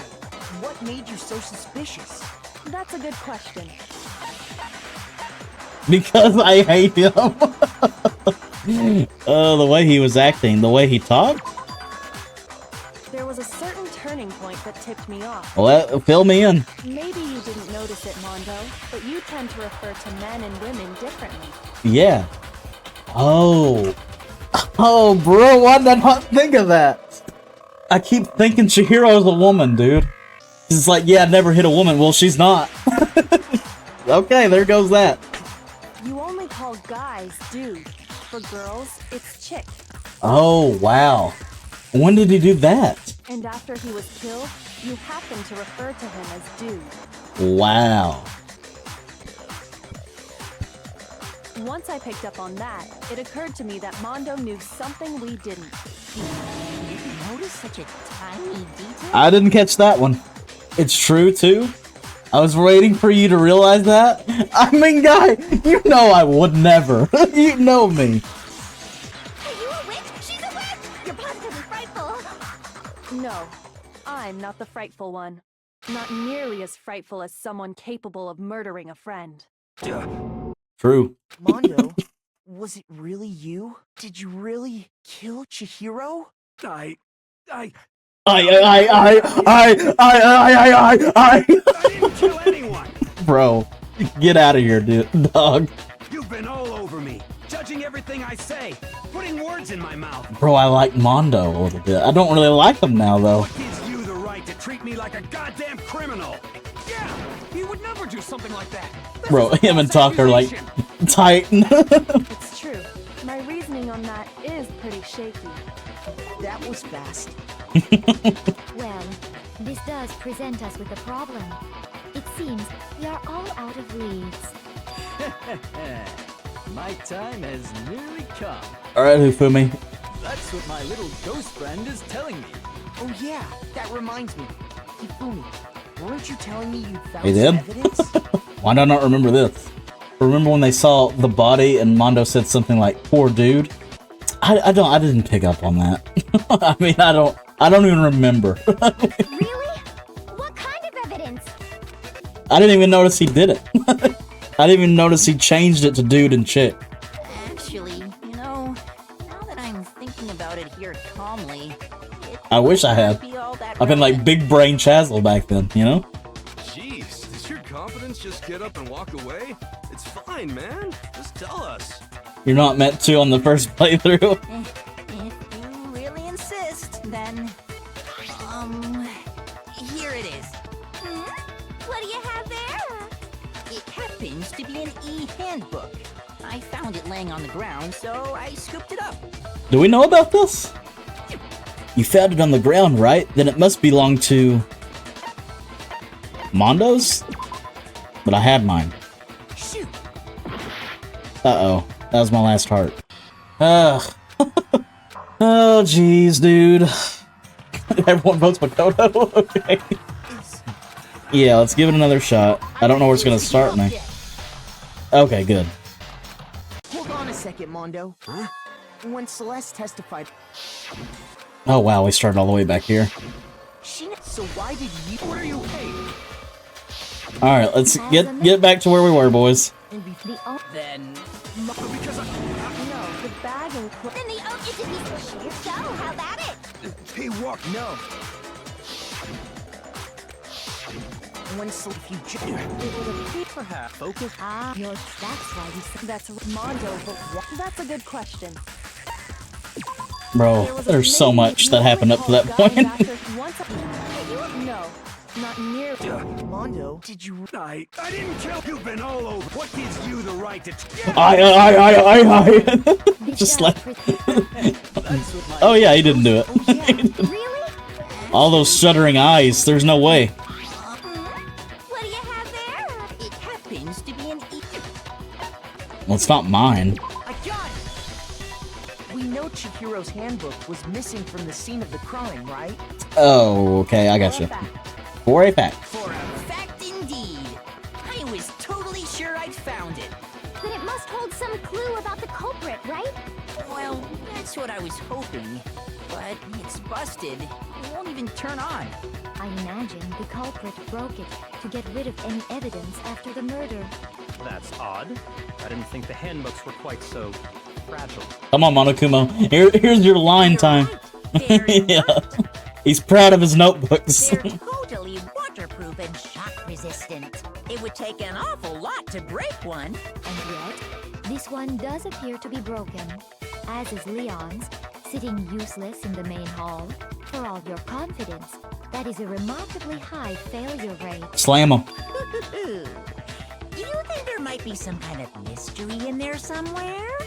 How precisely I don't know this one. handbooks get broken? How did the handbook break? There's only one possible explanation. Hitting its weak point? You already told us before that the handbook has one weak point, didn't you? You remember that? Bro, it happened. Sure, maybe I let that slip. But I never told anyone what the weak point actually was. But if the handbook is supposed to never break, and 2 of them broke in quick succession... Well, what's the weak point? Then we can only assume that someone's figured out its weakness. You know what the weakness is, right, Monokuma? So, what is it? You're asking me? I think it's a necessary piece of information if you want this to be a fair trial. But if I tell you, and someone else decides to copy it, that would be very not good. Just tell us already! Why would we want to break our own handbooks? Oh well, I have a weakness for Well, doesn't- demands. But you're sure you won't follow their example? Then allow me to make a... You could just make it a rule, guy. You can literally kill any of us at any time. handbook is... When it's exposed to high temperatures for too long, it will suffer a meltdown and totally break! I flippin' knew it! You knew it? Why'd you not say it, Omi? Yeah, because I found the handbook laying on the floor of the sauna. Ah. The temperature in the sauna can reach over 200 degrees. Oh, that makes sense, because him and Taka were in there forever. And we never really figured out the resolution at the end and all that stuff. It's because as your sweat evaporates, it creates a... This might be my favorite theme in the game. Kind of Monokuma's theme. If the hot air of the sauna were somehow pushed directly onto your skin, you'd definitely get fried. That layer of air would get blown away. That's why you may feel a burning when you move around. So when you're in a sauna, make sure to keep nice and still. Interesting. I learned one new fact today. That is a mere trifling speck of knowledge. Anyway, if you found the victim's handbook in the sauna, then the killer must have been purposely trying to raise its temperature in order to break it. Meaning the culprit somehow knew its weakness. But how'd they find out? Monokuma said he didn't tell anyone, right? And quite the mystery. What if they found out by accident? What do you mean by accident? What if the killer took their own handbook into the sauna, not knowing its weakness, and it broke? They'd realize it was broken, of course, and it wouldn't be hard to figure out why. And once they had Chihiro's handbook, they knew they had an easy way to dispose of it. I won't say it's not possible, but who would have done Mondo, bro. Mondo and Taka were both in the sauna. Anyone who took their handbook into the sauna. I might know someone who did. Yeah, tell him. Whoa! Seriously? I think the one who may have taken their handbook into the sauna was... Was it Taka or Mondo? They're both in there.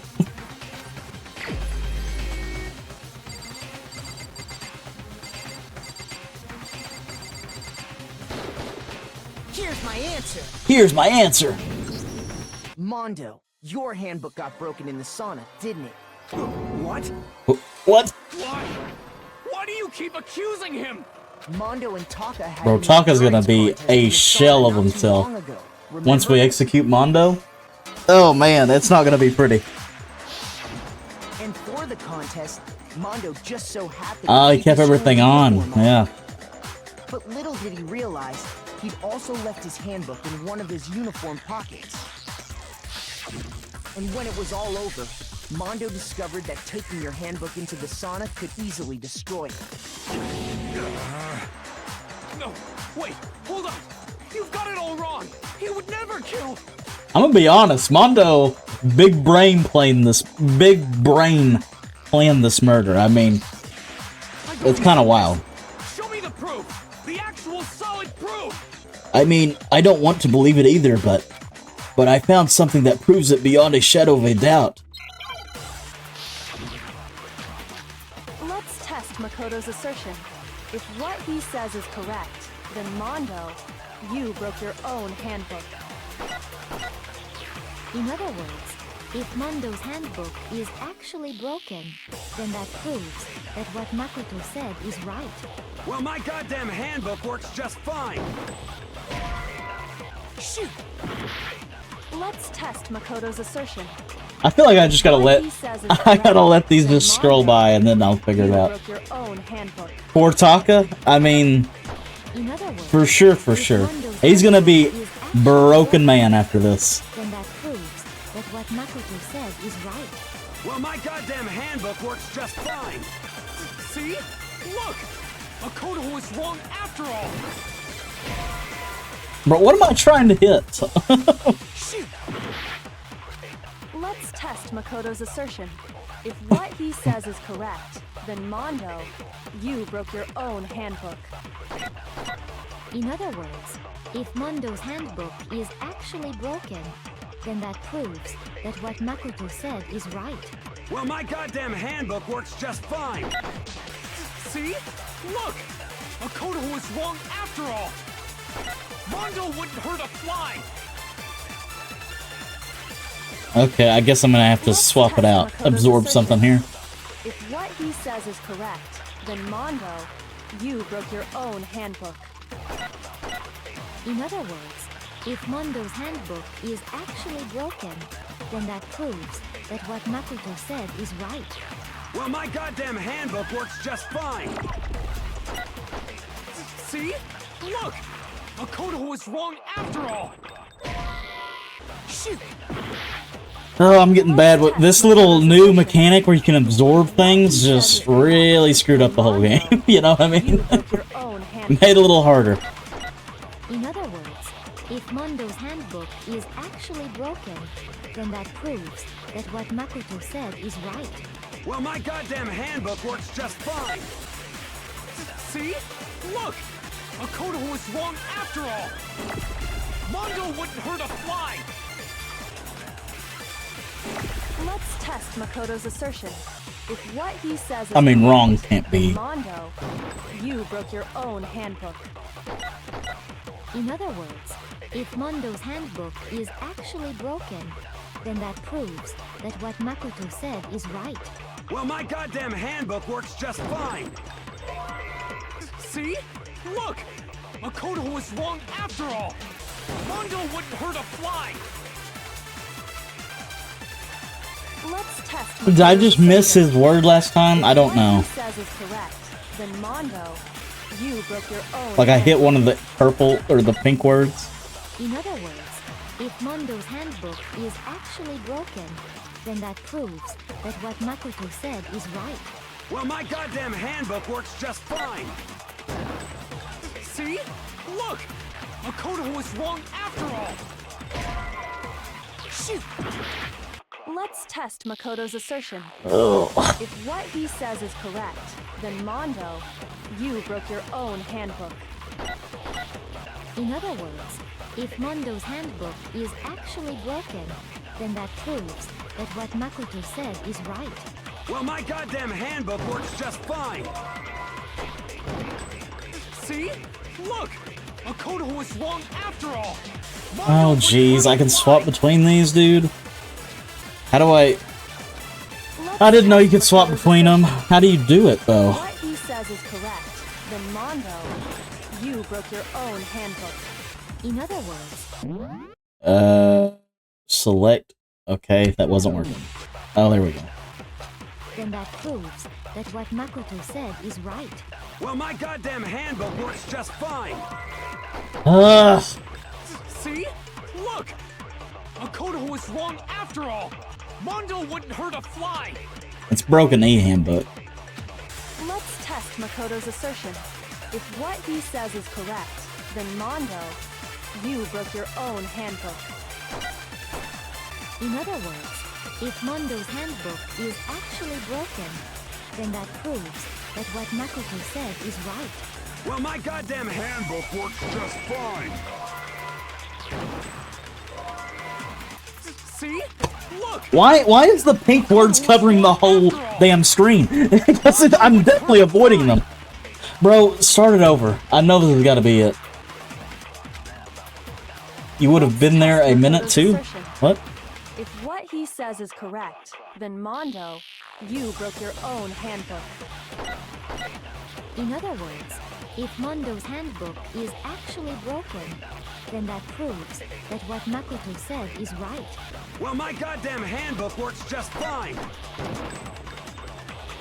I don't know how to hit it. Makoto was wrong after after all! Mondo wouldn't hurt a fly! Let's test Makoto's assertion. I understand the pink ones are meant to get in the way, but I can't. I can't seem to get them out of the way and hit it at the same time. I don't know. We got it right here, boys. If Mondo's handbook is actually broken, then that proves that what Makoto said is right. Well, my goddamn handbook works just fine. See? Look! Makoto was wrong after all! Mondo wouldn't hurt a fly! Oh. Let's test Makoto's assertion. If what he says is correct, then Mondo, you broke your own handbook. In other words, if Mondo's handbook is actually broken, then that proves that what Makoto said is right. Well, my goddamn handbook works just fine. See? What is that? Makoto was wrong after all!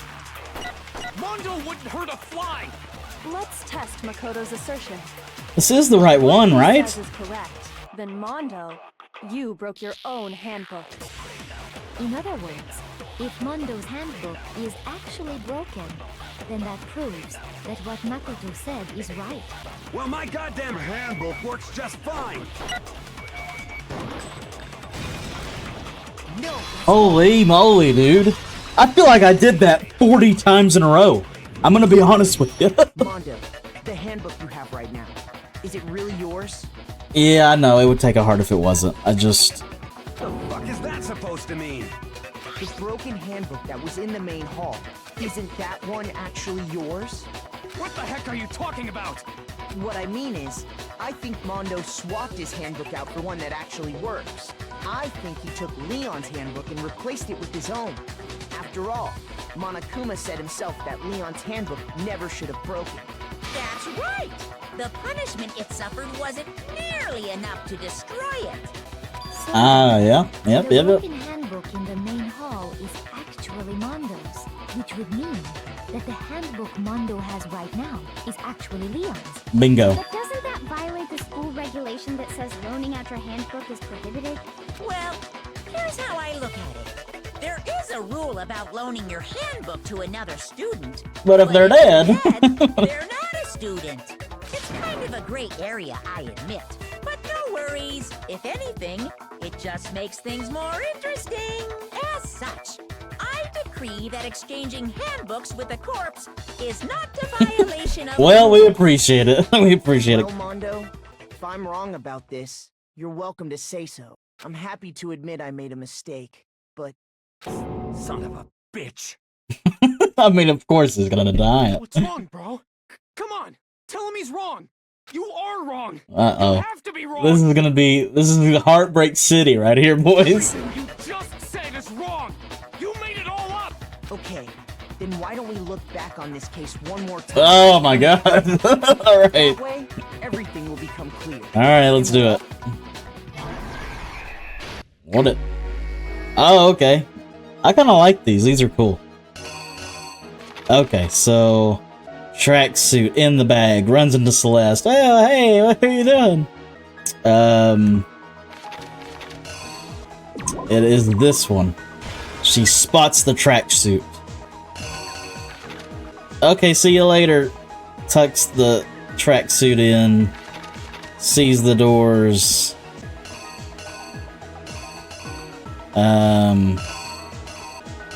Scans her card. And then opens the door. Okay. We got Mondo behind her. Locker room. What is this?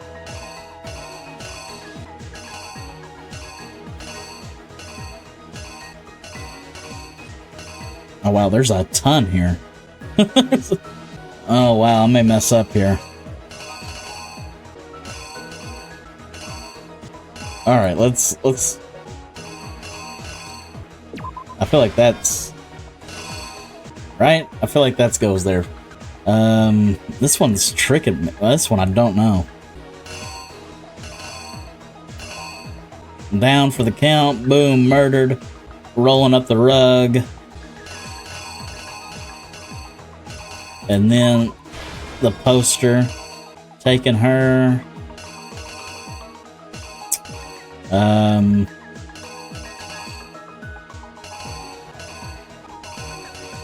This is the girls' locker room.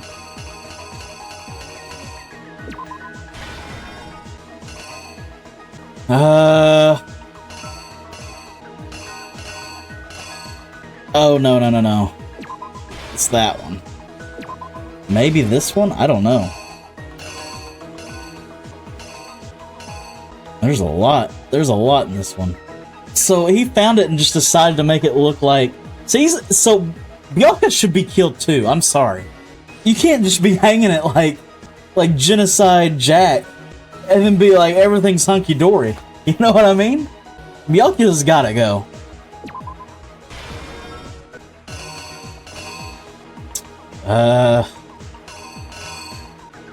Oh yeah, rope bloodlust.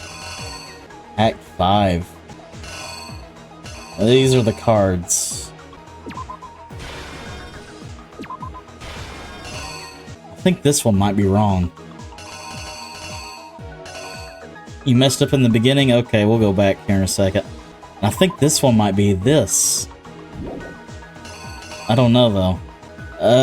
Let's go. I think this one's wrong too. Okay, this one's right. Sees the bag, scans in, goes into the boys. That's gotta be right. I mean, it's not that, right? I don't know what you mean messed up in the beginning. This, all the way up to this seems right. Like, I feel like I got Act 1, Act 2 right. I don't know, he appears behind her right here, though. So he wouldn't be lifting. Also, waves right here, yeah. Third page is swapped, I believe. I don't even know what's considered the third page. This one? I think this one's wrong. That's not anything I have, though. Like this one, maybe?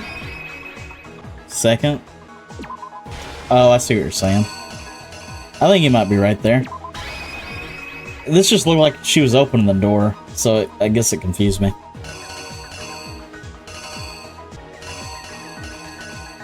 Okay, I think this is wrong, and it's probably gonna stop right there, but... First, let's take a look back to before the incident. Alright, let's do it. Last night, Celeste saw Chihiro in the warehouse, correct? Correct. At the time, she was apparently stuffing something into a duffel bag. Oh, yeah. That something was a blue tracksuit. You can confirm this, right, Celeste? With bag in hand, Chihiro headed out, even though it was officially nighttime. She made her way to the locker room, specifically the boys' locker room. Yep. But how could the victim, who was apparently a girl, access the boys' locker room? Yeah, she was a boy, yep. Come on, guy. I think that was the right way. It's all good. How many hearts do I have left? Here's exactly what happened. I think I'm still off on something. With bag in hand, she made her way to the locker room. But how could the victim, who was apparently... Simple. Because she was really a he. It looks like she's parted from the door. I mean, I could see it going either way, but initially my thought she was going in. His own e-handbook to gain entrance to the boys' locker room. Once inside, he met with someone there. And the person he met was the one who killed him. Oh, that one is right. Seems Okay. likely that the killer grabbed the nearby dumbbell. Oh, it's not him working out, it's just him grabbing a weapon. Grabbing it to kill her. I got you. And attacked him. Okay, it's not that one.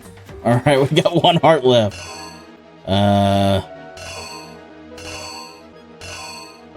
Oh, it's this. The splatter hits the thing.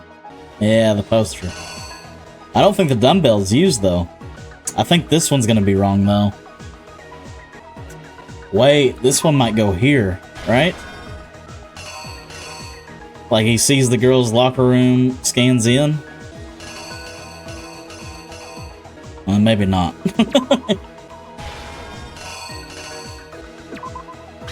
This is still wrong, but I feel like Act 5's right. I feel like the Bloodlust, the chord's right. I think it's just these right here. I don't know what this door is, though.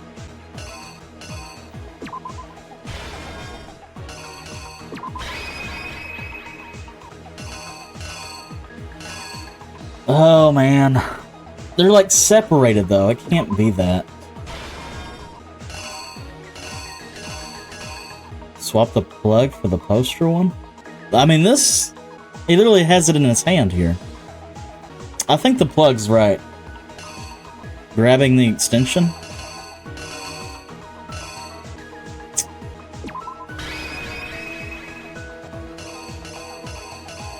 This one's right. The extension cord's in the right place. I just don't know why we need a pan to the dumbbell, you know? But that kind of makes sense there. Here's exactly what happened. This is gonna fail, I know it is. And attacked it. Okay, that's right. And that's where the bloodstains on the poster and carpeting in the boys' locker room came from.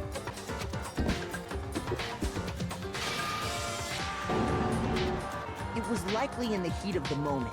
The body was arranged, but the murder itself felt unplanned. Okay, that's right. Which is why the Please let the dumbbell be right. hide the act. First, pulling up the bloodstained carpet. Then, removing the bloody poster. Yeah. I don't know what that one is. Yep. Let's go again. I refuse to give up yet.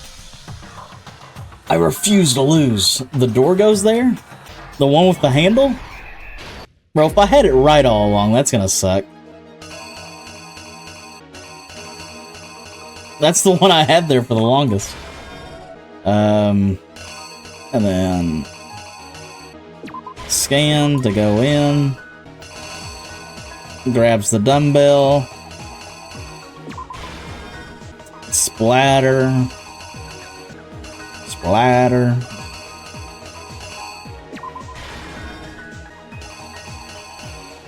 Takes the poster off the wall. And then the door. What did I put here? The door. Then the extension cable. It's a restrainer. Writes Bloodlust. Grabs the handbook. And then tosses it into the sauna. Or wait. Unless it's the sauna room. I don't know, we got more chances this time around, so let's see how this plays out. First, Yep. at the time, Boom boom boom ba-doom boom ba-doom boom boom boom boom ba-doom boom ba-doom boom boom boom boom ba-doom boom ba-doom boom. she made her help. Act 5 is right. Act 5 definitely feels right.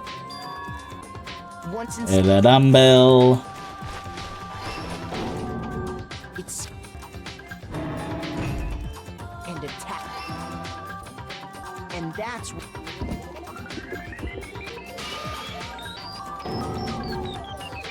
it was like Alright, let's see if I'm right. The poster? which is why the killer hurried to try and hide the act. First, pulling up the bloodstained carpet. Then, removing the bloody poster. That's wrong. It seemed wrong. I just don't know what goes here. Maybe this door? Or do I feel like we've done that one, right?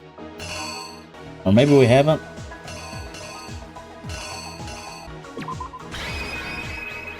The killer is Let's try that. you. Which is why the killer then removing the blood. Okay. It's just weird to I don't know where he is in this one, you know? The top left picture. And finally carrying the corpse into the girls' locker room. Handbook was necessary to get into the locker room, of course. But this alone doesn't prove that the killer was necessarily a girl. After all, Sayaka and Junko's handbooks had been placed in the main hall, Using one of those, a boy could get into the girls' I think that might be wrong. without much problem. Yeah.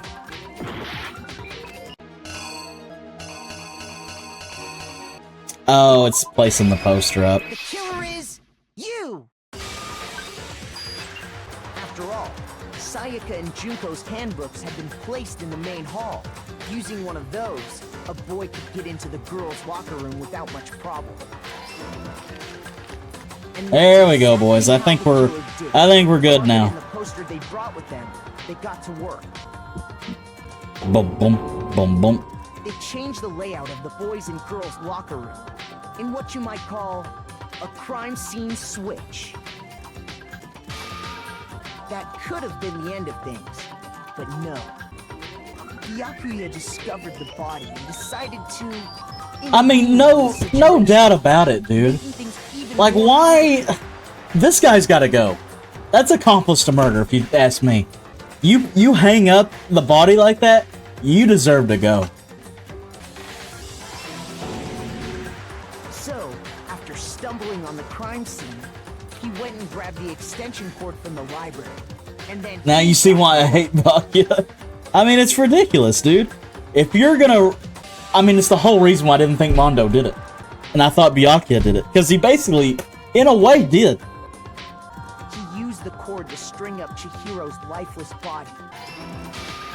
I mean, if he does this in the future, he's just gonna get in our way. Complicate things. Using the victim's own blood, he left a grisly message there at the scene of the crime. He wanted to create the illusion that Genocide Jack was responsible for the slaughter. See, this is what doesn't make sense, because it's like, I get doing that if you did it, but you didn't even do it. Oh, I got these messed up.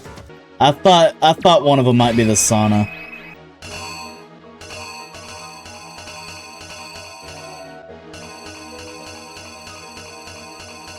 Or it could be this. No, I think it's the sauna.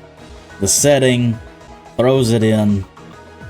Yeah, this looks right. Exactly what happened. Yeah.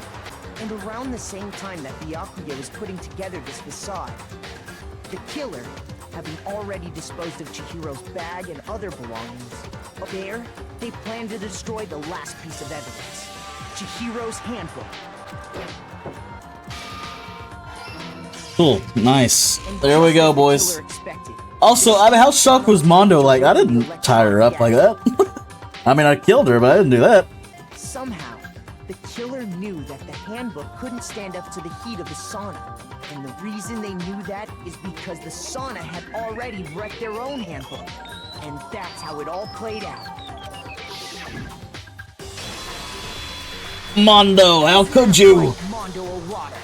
Bro, this illustration's sick. Complete.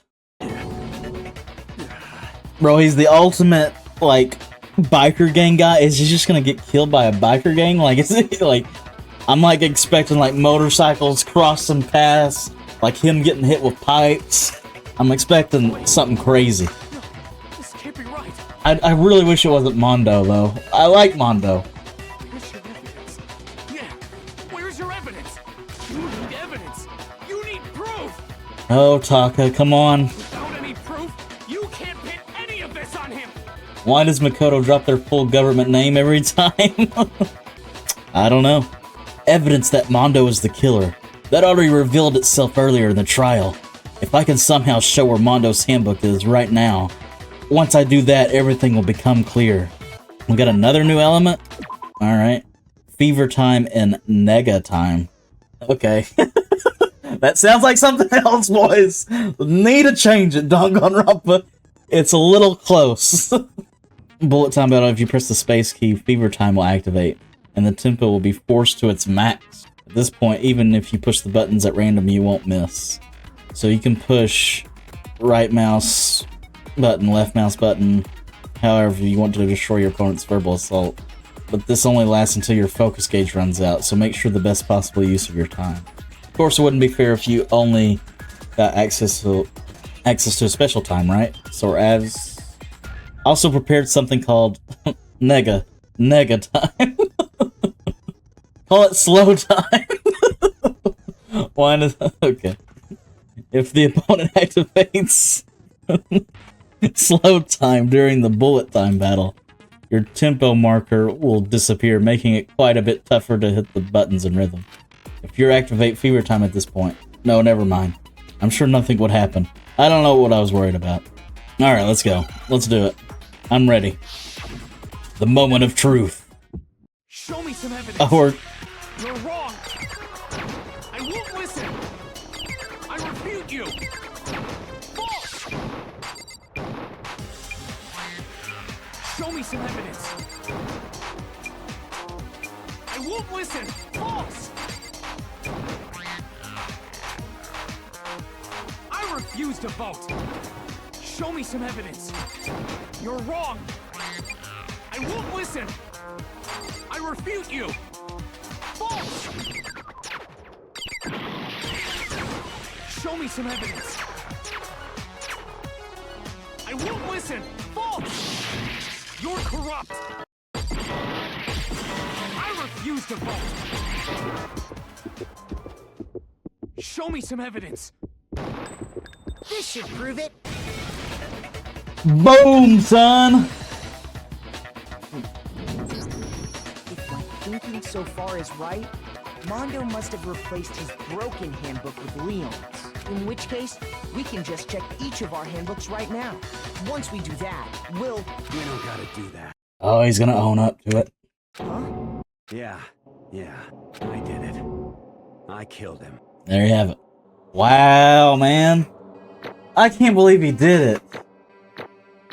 Wow, I didn't know. I thought it was Byakuya, dude. I thought they were doing the whole reverse psychology with Byakuya. I thought they were gonna, you know, he's so cold-blooded, you know, you don't like him. It's just like, okay, it's too obvious it's him. Which makes you think it's not him.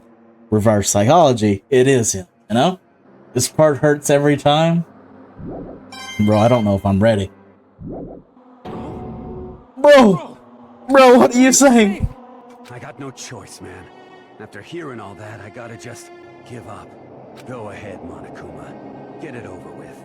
Ask for the goddamn verdict. Roger that! Roger that without hesitation. Wait! Hold on! No waiting! No, Taka. Come on, Taka. Time for the moment we've all been waiting for. Grab your lever and give it a yank! Who will you elect as the Blackened this time around? Will you make the right choice or the dreadfully wrong one? Well, it's a little obvious at this point. What's it gonna be? What's it gonna be? Show me the slot machine. Give it to me. There he is. Mondo. What? Uh-oh. This time it looks like you got it right again. Yes, it is so. The Blackened that killed Chihiro Fujisaki was Mondo Uwada. Unbelievable. In case you're wondering, the vote was not unanimous. Kiyotaka chose the wrong answer. You're treading very close to the danger zone, Mr. Ishimaru. You need to be more careful. I refuse to believe it. There's no way he would kill someone. Sorry. What is this? Why are you apologizing? Why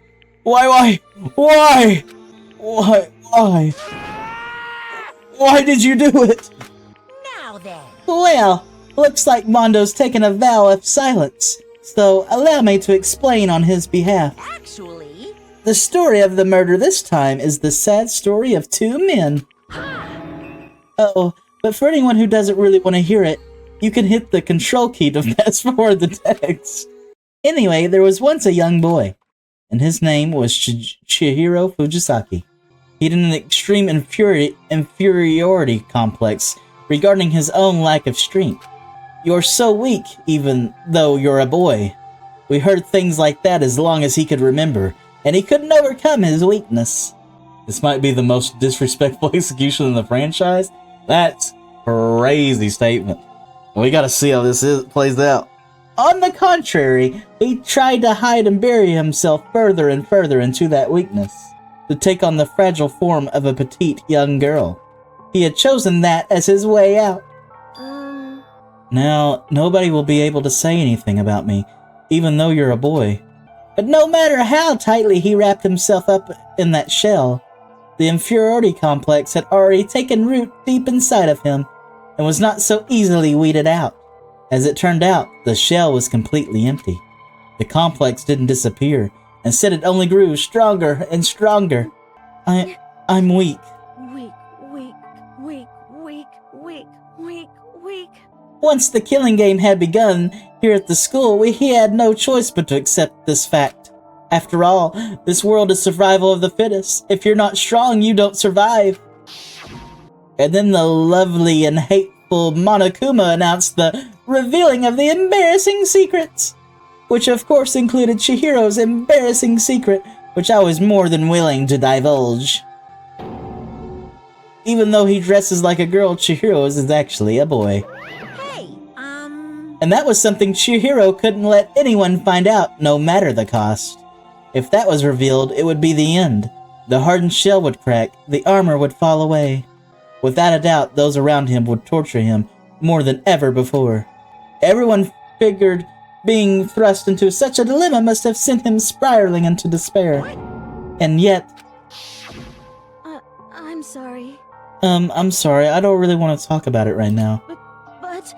But I don't want to leave things the way they are, so maybe I can talk about it later. After I try my best to become strong, then I can tell everyone. Annoyingly, he used the threat of discovery to motivate himself to become stronger. That's right. Now's my chance. I want to change. I'm going to get stronger and accept who I am. Strong enough so that when someone says, even though you're a boy, I'll be okay. I'll get better. With that thought at the front of his mind, he resolved to take immediate action. And so, that day he made the commitment to begin exercising. He's prepared to retain his mind and body. But sadly, that would be the first and only chance he would get at it.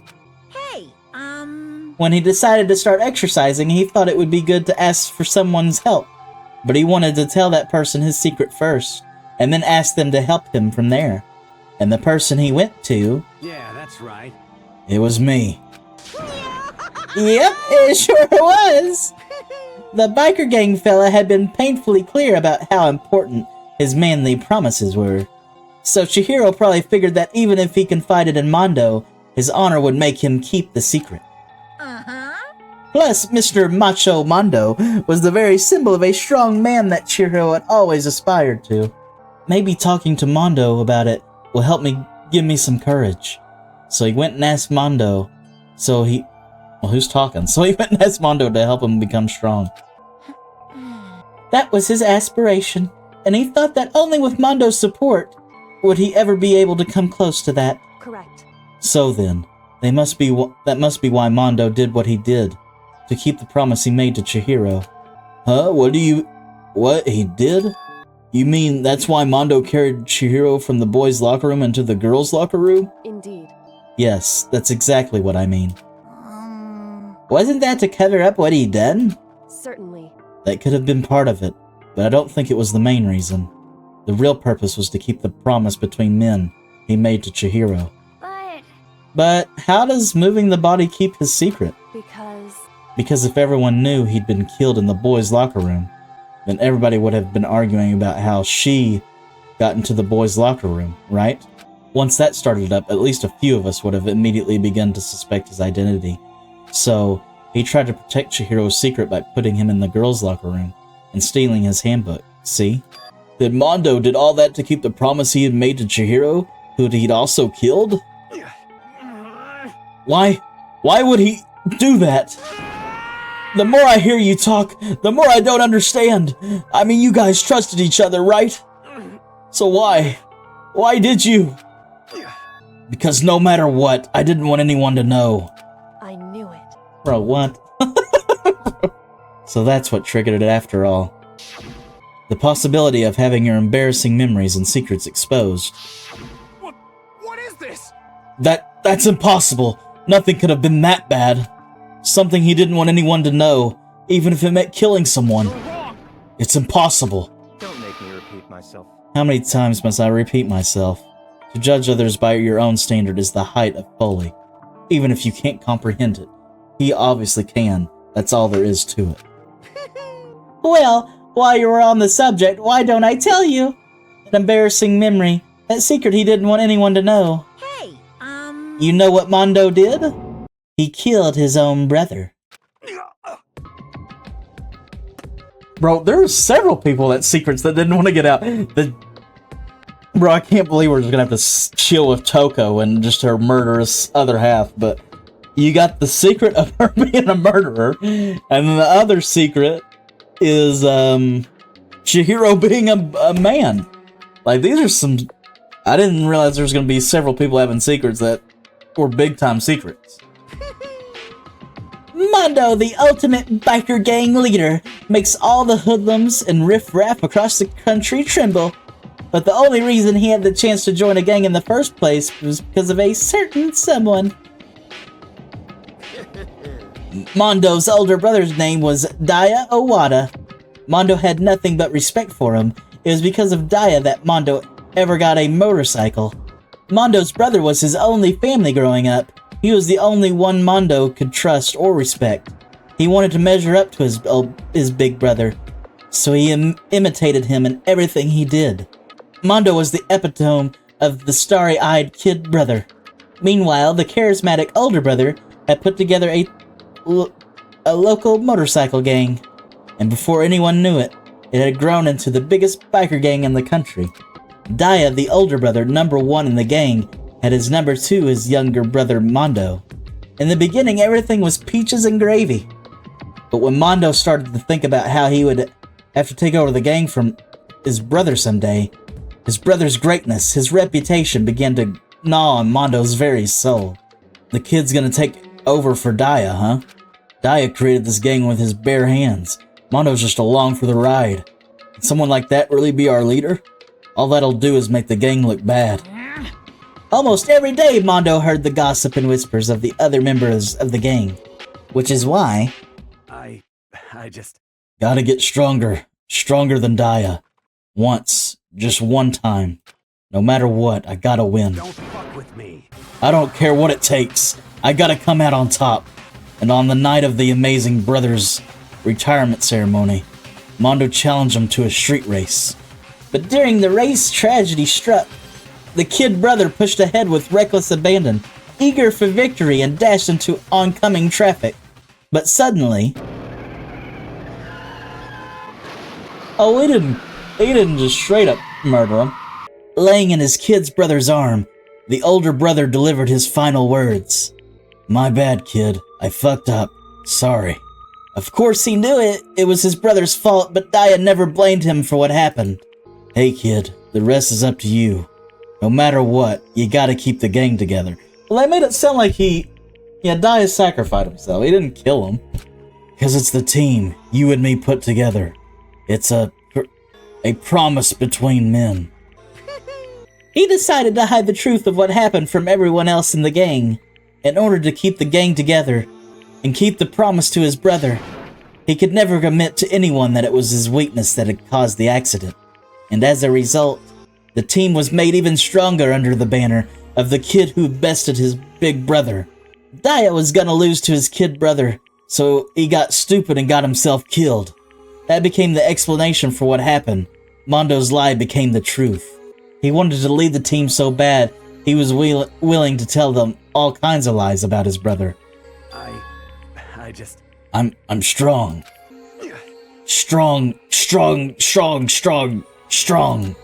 And yet, as soon as our killing game began, he realized, no matter how tough he pretended to be, he was just another weakling that could die in an instant. And then the hateful Monokuma announced the revealing of the embarrassing secrets. At that point, it was clear I would have no problem shedding light on his secret. Mondo killed his own older brother. No matter what, I couldn't let the other gang members find out.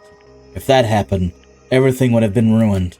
Everything me and my brother had worked to create would have been destroyed. His death, all the guilt I've been carrying around, it all would have been for nothing. So that's why. Mondo. After I saw what Monokuma had on me, my head filled up with kind of a fuzzy uneasiness. and just started swirling around. I never felt anything like it before. I didn't know what to do about it. I wasn't sure what to think or say, but after a while, that fuzziness, uneasiness, turned itself in a rock-hard lump of anxiety, way down into my stomach. And it was right around then that Chihiro asked me to start working out with him. And right there, he told me a secret. Seriously? Jesus! I'm sorry. Yeah, I'm sorry. I lied to you. But why? Why now? Why are you telling me this all of a sudden? Huh? Because, I mean, you've kept that a secret all this time, right? If anyone had found out, you would... But... You're right, but... I want to change. I wrap myself in lies. I'm weak. I want to destroy that version of me forever. His words were like a knife in my gut. Oh, this is Mondo. It felt like he was exposing the lie I'd been living myself. I have to change. I don't want to be weak anymore. You're so strong. It can't hurt you, right? Whatever secret Monokuma might tell us. You piece of... So what? You're saying I should just say it? What? You're saying if I really am, I should just be able to tell everyone my secret? Huh? I was jealous. I was jealous of Chihiro's strength. He had the strength to face his own weakness to try and overcome it. It was the kind of strength I've never had. So I was jealous of him. And that jealousy broke me. What? Are you making fun of me? I'm strong. Are you fucking with me right now? No. I'm not making fun of you. You really are strong, Mondo. I felt like I could hear something starting to creak. Something inside my head. What did he want me to do? What was I supposed to do? Was I supposed to just sit back and let my secret get revealed and ruin everything? What's wrong? Why did you have to tell me all that? Are you trying to rub my failure in my face? I just wanted to... No, I just really admire you. I admire your strength. Yeah, that's right. That's right. I am strong. Strong. I'm strong. Strong, strong, strong, strong. Stronger than you. You son of a bitch. And stronger than Daya. I don't remember anything after that. When I woke up again, he was laying at my feet, covered in blood. I had the dumbbell in my hand, and I was just staring at him down on the ground. Hey! I killed him. I killed Chihiro. Even after all this time, I'm still just as weak as I've always. And thanks to that, I did something I can never take back. Mondo, he was normally so aggressive, so angry. He hid that weak side away from everyone. That was his secret. A weakness like that lived in a heart like his, and it turned him cold-blooded. God damn it. Leave it to Monokuma. Look at him! You see, you're all just like him! For a secret from the past, for a memory. For that, he killed another living human in cold blood. He couldn't cut free of his regrets from the outside world. He doesn't know what true strength is. Do you see hope anywhere in there? Because I sure don't. You bastard.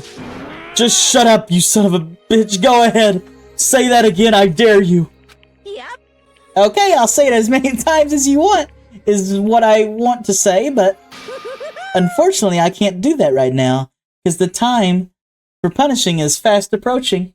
That's the first time Taka ever cursed, by the way. Yeah, he doesn't do much cursing. I mean, it's a little emotional right now. But punishing? It can't be. You mean execution? Well now. That's what I promised you, right? The Blacken that disturbs the peace will be punished. Ridiculous. Hold on. Now then, I prepared a very special punishment. Alright, boys. Here we go. No, wait. Let's give it everything we've got. It's punishment time. Oh, boys. Said wait! Sorry, man. I couldn't keep the promise from one. Oh, man.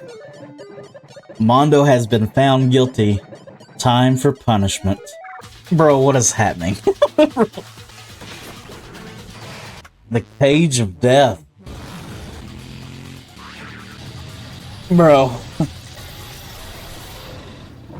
What? He was made in the butter? I got really confused. Laugh at death and your soul will forever be at peace. The amount of unnecessary disrespect turning him into butter is ridiculous. It is very ridiculous. I would never guessed in a million years that his execution would have just been turning him into butter. It can't be. My brother. Another murder and another execution. I want to feel again. Everyone's lives are taken so lightly here. I feel like I might be going mad. Maybe I'll just let it happen. Bro, Taka's not gonna be good after... I mean, not the same ever again. Told you it was disrespectful though? Very disrespectful. As Taka's sad scream invaded our skulls, we were each forced to realize once again. But he, of course, he had to...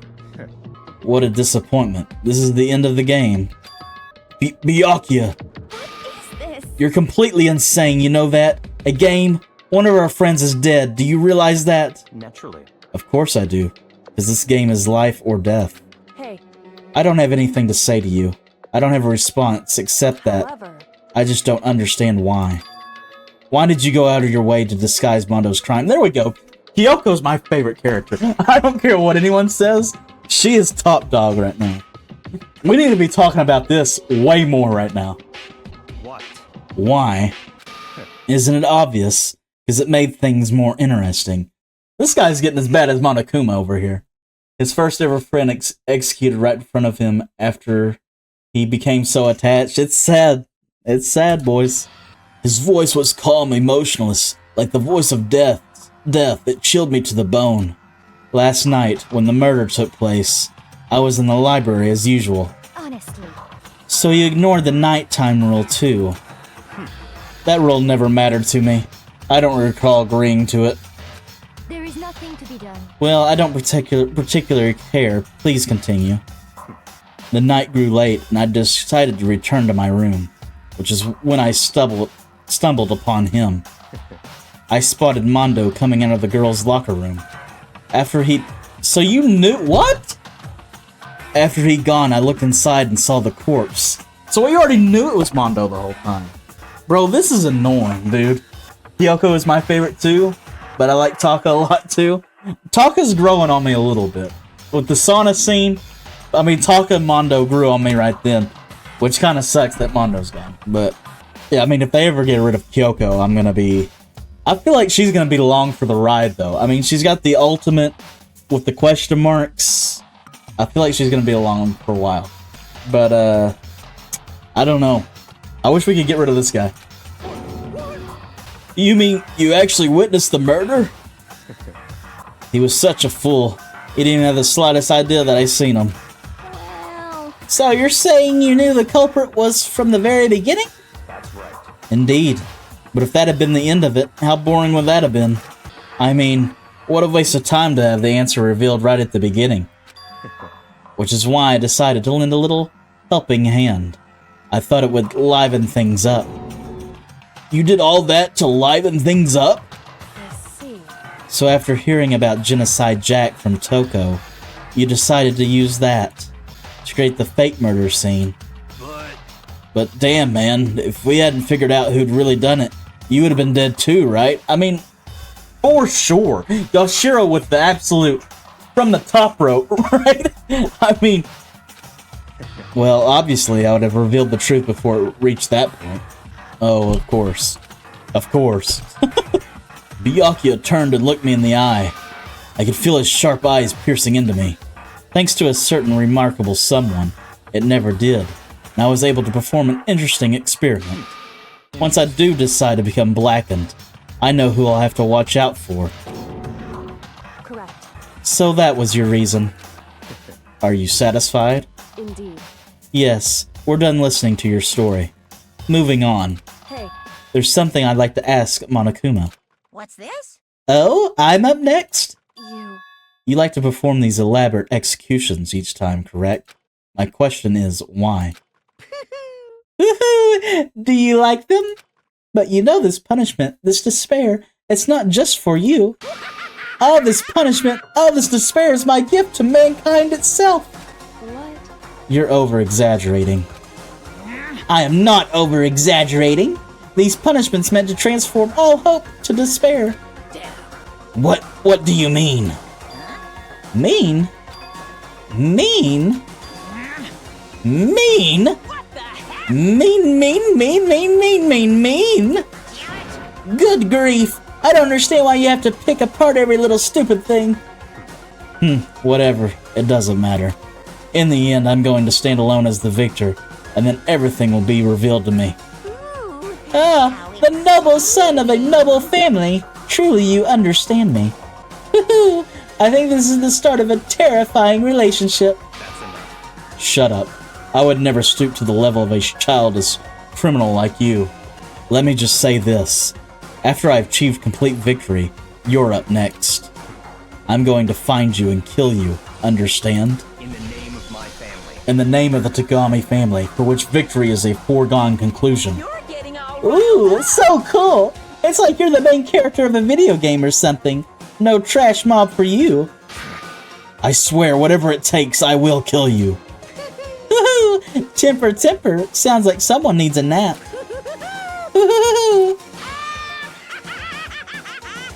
Alright, boys. Monokuma's laughter peeled across the courtroom and the curtain closed on the case of Chihiro and Mondo. But I knew that wasn't the end. The killing game would still continue. Well, of course. Because the mastermind wouldn't let it end. For those of us who were still alive, our worst fear and despair kept on multiplying. It was the kind of despair that felt like a blind puppy in hell had more of a future than us. All of our courage and our effort, our friendship, it felt like it amounted to nothing at all. It was the worst kind of despair. Well, anyway, like I was saying... What do we got here? This is a pretty good spot. Yeah, a really good spot. Anyway, isn't it amazing how that girl went and killed someone before things even had a chance to get boring? Once things really get moving, it'll be like a roller coaster. There won't be any stopping it. Fear and despair charge forward at a speed nothing can hope to match. But I must admit, I'm disappointed. I went to all the pain and effort of making you part of the group, and you couldn't play your part. You do remember you were supposed to make the first move, right? Bro, what is happening right now? Well, no biggie. Nothing we can do about it now. So just do your best to make things more exciting from now on, okay? Is this one of us? After all, that's what everyone wants to see. Or is this just some new character we don't know about? There's one thing I'd like to ask you. As long as you don't want to know my measurements, fire away. Who is it? The 16th high school student, I mean. Oh, snap. My, you really took me by surprise. Wow, okay. I didn't know there'd be more. I know I said you could ask anything, but super denied, ultra denied, demonic denied. Because you see, that's my ace in the hole. And nobody'd be dumb enough to reveal that, right? No matter how close they were to their friends. Wow. Just when I thought the book was about to close, it reopened back open. We got a mysterious character that Monokuma's talking to. Then the 16th high school student actually being somewhere that hasn't got involved into the story yet. Wow. We got a crazy diamond. We got his jacket. That's kind of sick, bruh. Let's save it up. Chapter 2 comes to a close, boys. Sniff. Sniff, sniffy, sniff. No, I should cry. This is a little revealing, boys.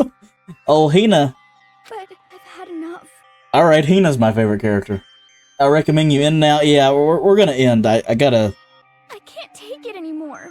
Is there like a stopping point? Getting out of here anytime soon. Possible. I can't let myself think about how much I want to get out of here. If I keep thinking like this, I'd Do a little murder? Donuts. I need to eat some donuts. That'll cheer me up. Blaze donuts. Alright, I mean, we already saved the game. The fact you just said it's your favorite. Well, boys, you know, what are you gonna do, right? I mean, you know what I mean? I had a little change of heart, I gotta say. But I think we're gonna wrap it up there, boys. End of chapter 2. That was pretty great, I will say. I had no earthly idea that it was Mondo. I think I just wanted it to be Byakuya so much. I'm like, I feel like they've tricked me to think it was Byakuya. When it was like, it was too obvious, it obviously wasn't Byakuya. That's why you do Byakuya, right? A little reverse psychology in my head going on, you know? But, anyways, boys, I'm gonna wrap it up here. We'll get a little more doggone Rampa next week. I, probably stream back Sunday with some anime, maybe a little Pokemon Pocket. I don't know about the Pocket part, but I'm trying to figure out these tournaments. Sounds like Saturdays are the days, so maybe I need to get some Saturday streams going on. That a tournament being at 11 a.m. I don't know if we're doing that. I don't know if we're going to be streaming that early. But we'll see, boys. I'll let you know. Update the schedule. Let you know what we're doing, when we're going live. But with that, have a great rest of your night. Have a great rest of your weekend. And I'll see you, boys, when I see you, boys. Peace. Peace. Peace.